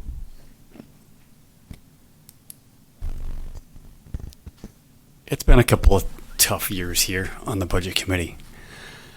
First of all, I'd like to thank the public for their exposure this year and really showing up. It's been a bit divisive, but we appreciate all the comments, or at least most of the comments. So thank the public. We haven't seen this kind of turnout in years. So we really appreciate you guys coming out and voicing your opinions. I'd also like to thank our freshman members. I know this has a very steep learning curve to it. So I appreciate you guys putting in a lot of hard work. I know it wasn't easy. And again, this wasn't quite the year to have an easy entry into. So thank you all for doing the hard work and joining our committee, and I appreciate it. Thank you. Are you going to close us? Because I have a comment too. You're going to close us? Because I have a comment too. No, not until I speak. Not until I speak. I knew that was coming. No, no, no, no, no, no. Okay, so we already, I'll write it down. I just wanted to take a moment and thank, certainly the public for coming out. I was sort of playful about it, but I do think that it's important that we have, just more awareness across our entire community about what this committee does, what we can and can't do. We are all elected representatives electing some portion of the community, and we may not always agree. It may be divisive at times, but I think it's important to remember that everybody on this committee was elected by some portion of the community who wants them to speak on their behalf. And so it's not been an easy budget season so far, but I appreciate what we did tonight, which was a lot of conversation back and forth about the potential for what recommendations we might want to make. And I think that's what I was trying to get us to do pretty much at every meeting when I put work session at the end of our agenda. I was really hoping we would get more of these kinds of conversations happening as we went through the process instead of here in the 11th hour. I think we started out the season with some great camaraderie, and as a committee, we were having good conversations and we were working well together. And somewhere in the course of the season, that was lost, and we didn't get as much of an opportunity to really talk amongst each other about what we were seeing, what we were reading in the book, what we've been told by department heads and administration on our liaison teams. I do think it's a steep learning curve the first year, and I think we have a lot of people on the committee who really put in time and effort to understand. And you don't understand everything the first time you read through it. You may not understand 3 or 4 times being told something. It's a very complex budget. It's a complex process, and it's compressed in a couple short months. So I want to thank the committee for having that conversation tonight, and I hope that in future budget committees, these kinds of conversations can be happening earlier in the process, because I do think that it's productive for everyone to be able to get their ideas, their questions, and their recommendations on the table for discussion. At the end of the day, we vote what we vote, but I want to make sure that we're not squashing anybody's ability to participate in the process. Thank you. I motion to adjourn. I second it. This meeting is adjourned. 9:55.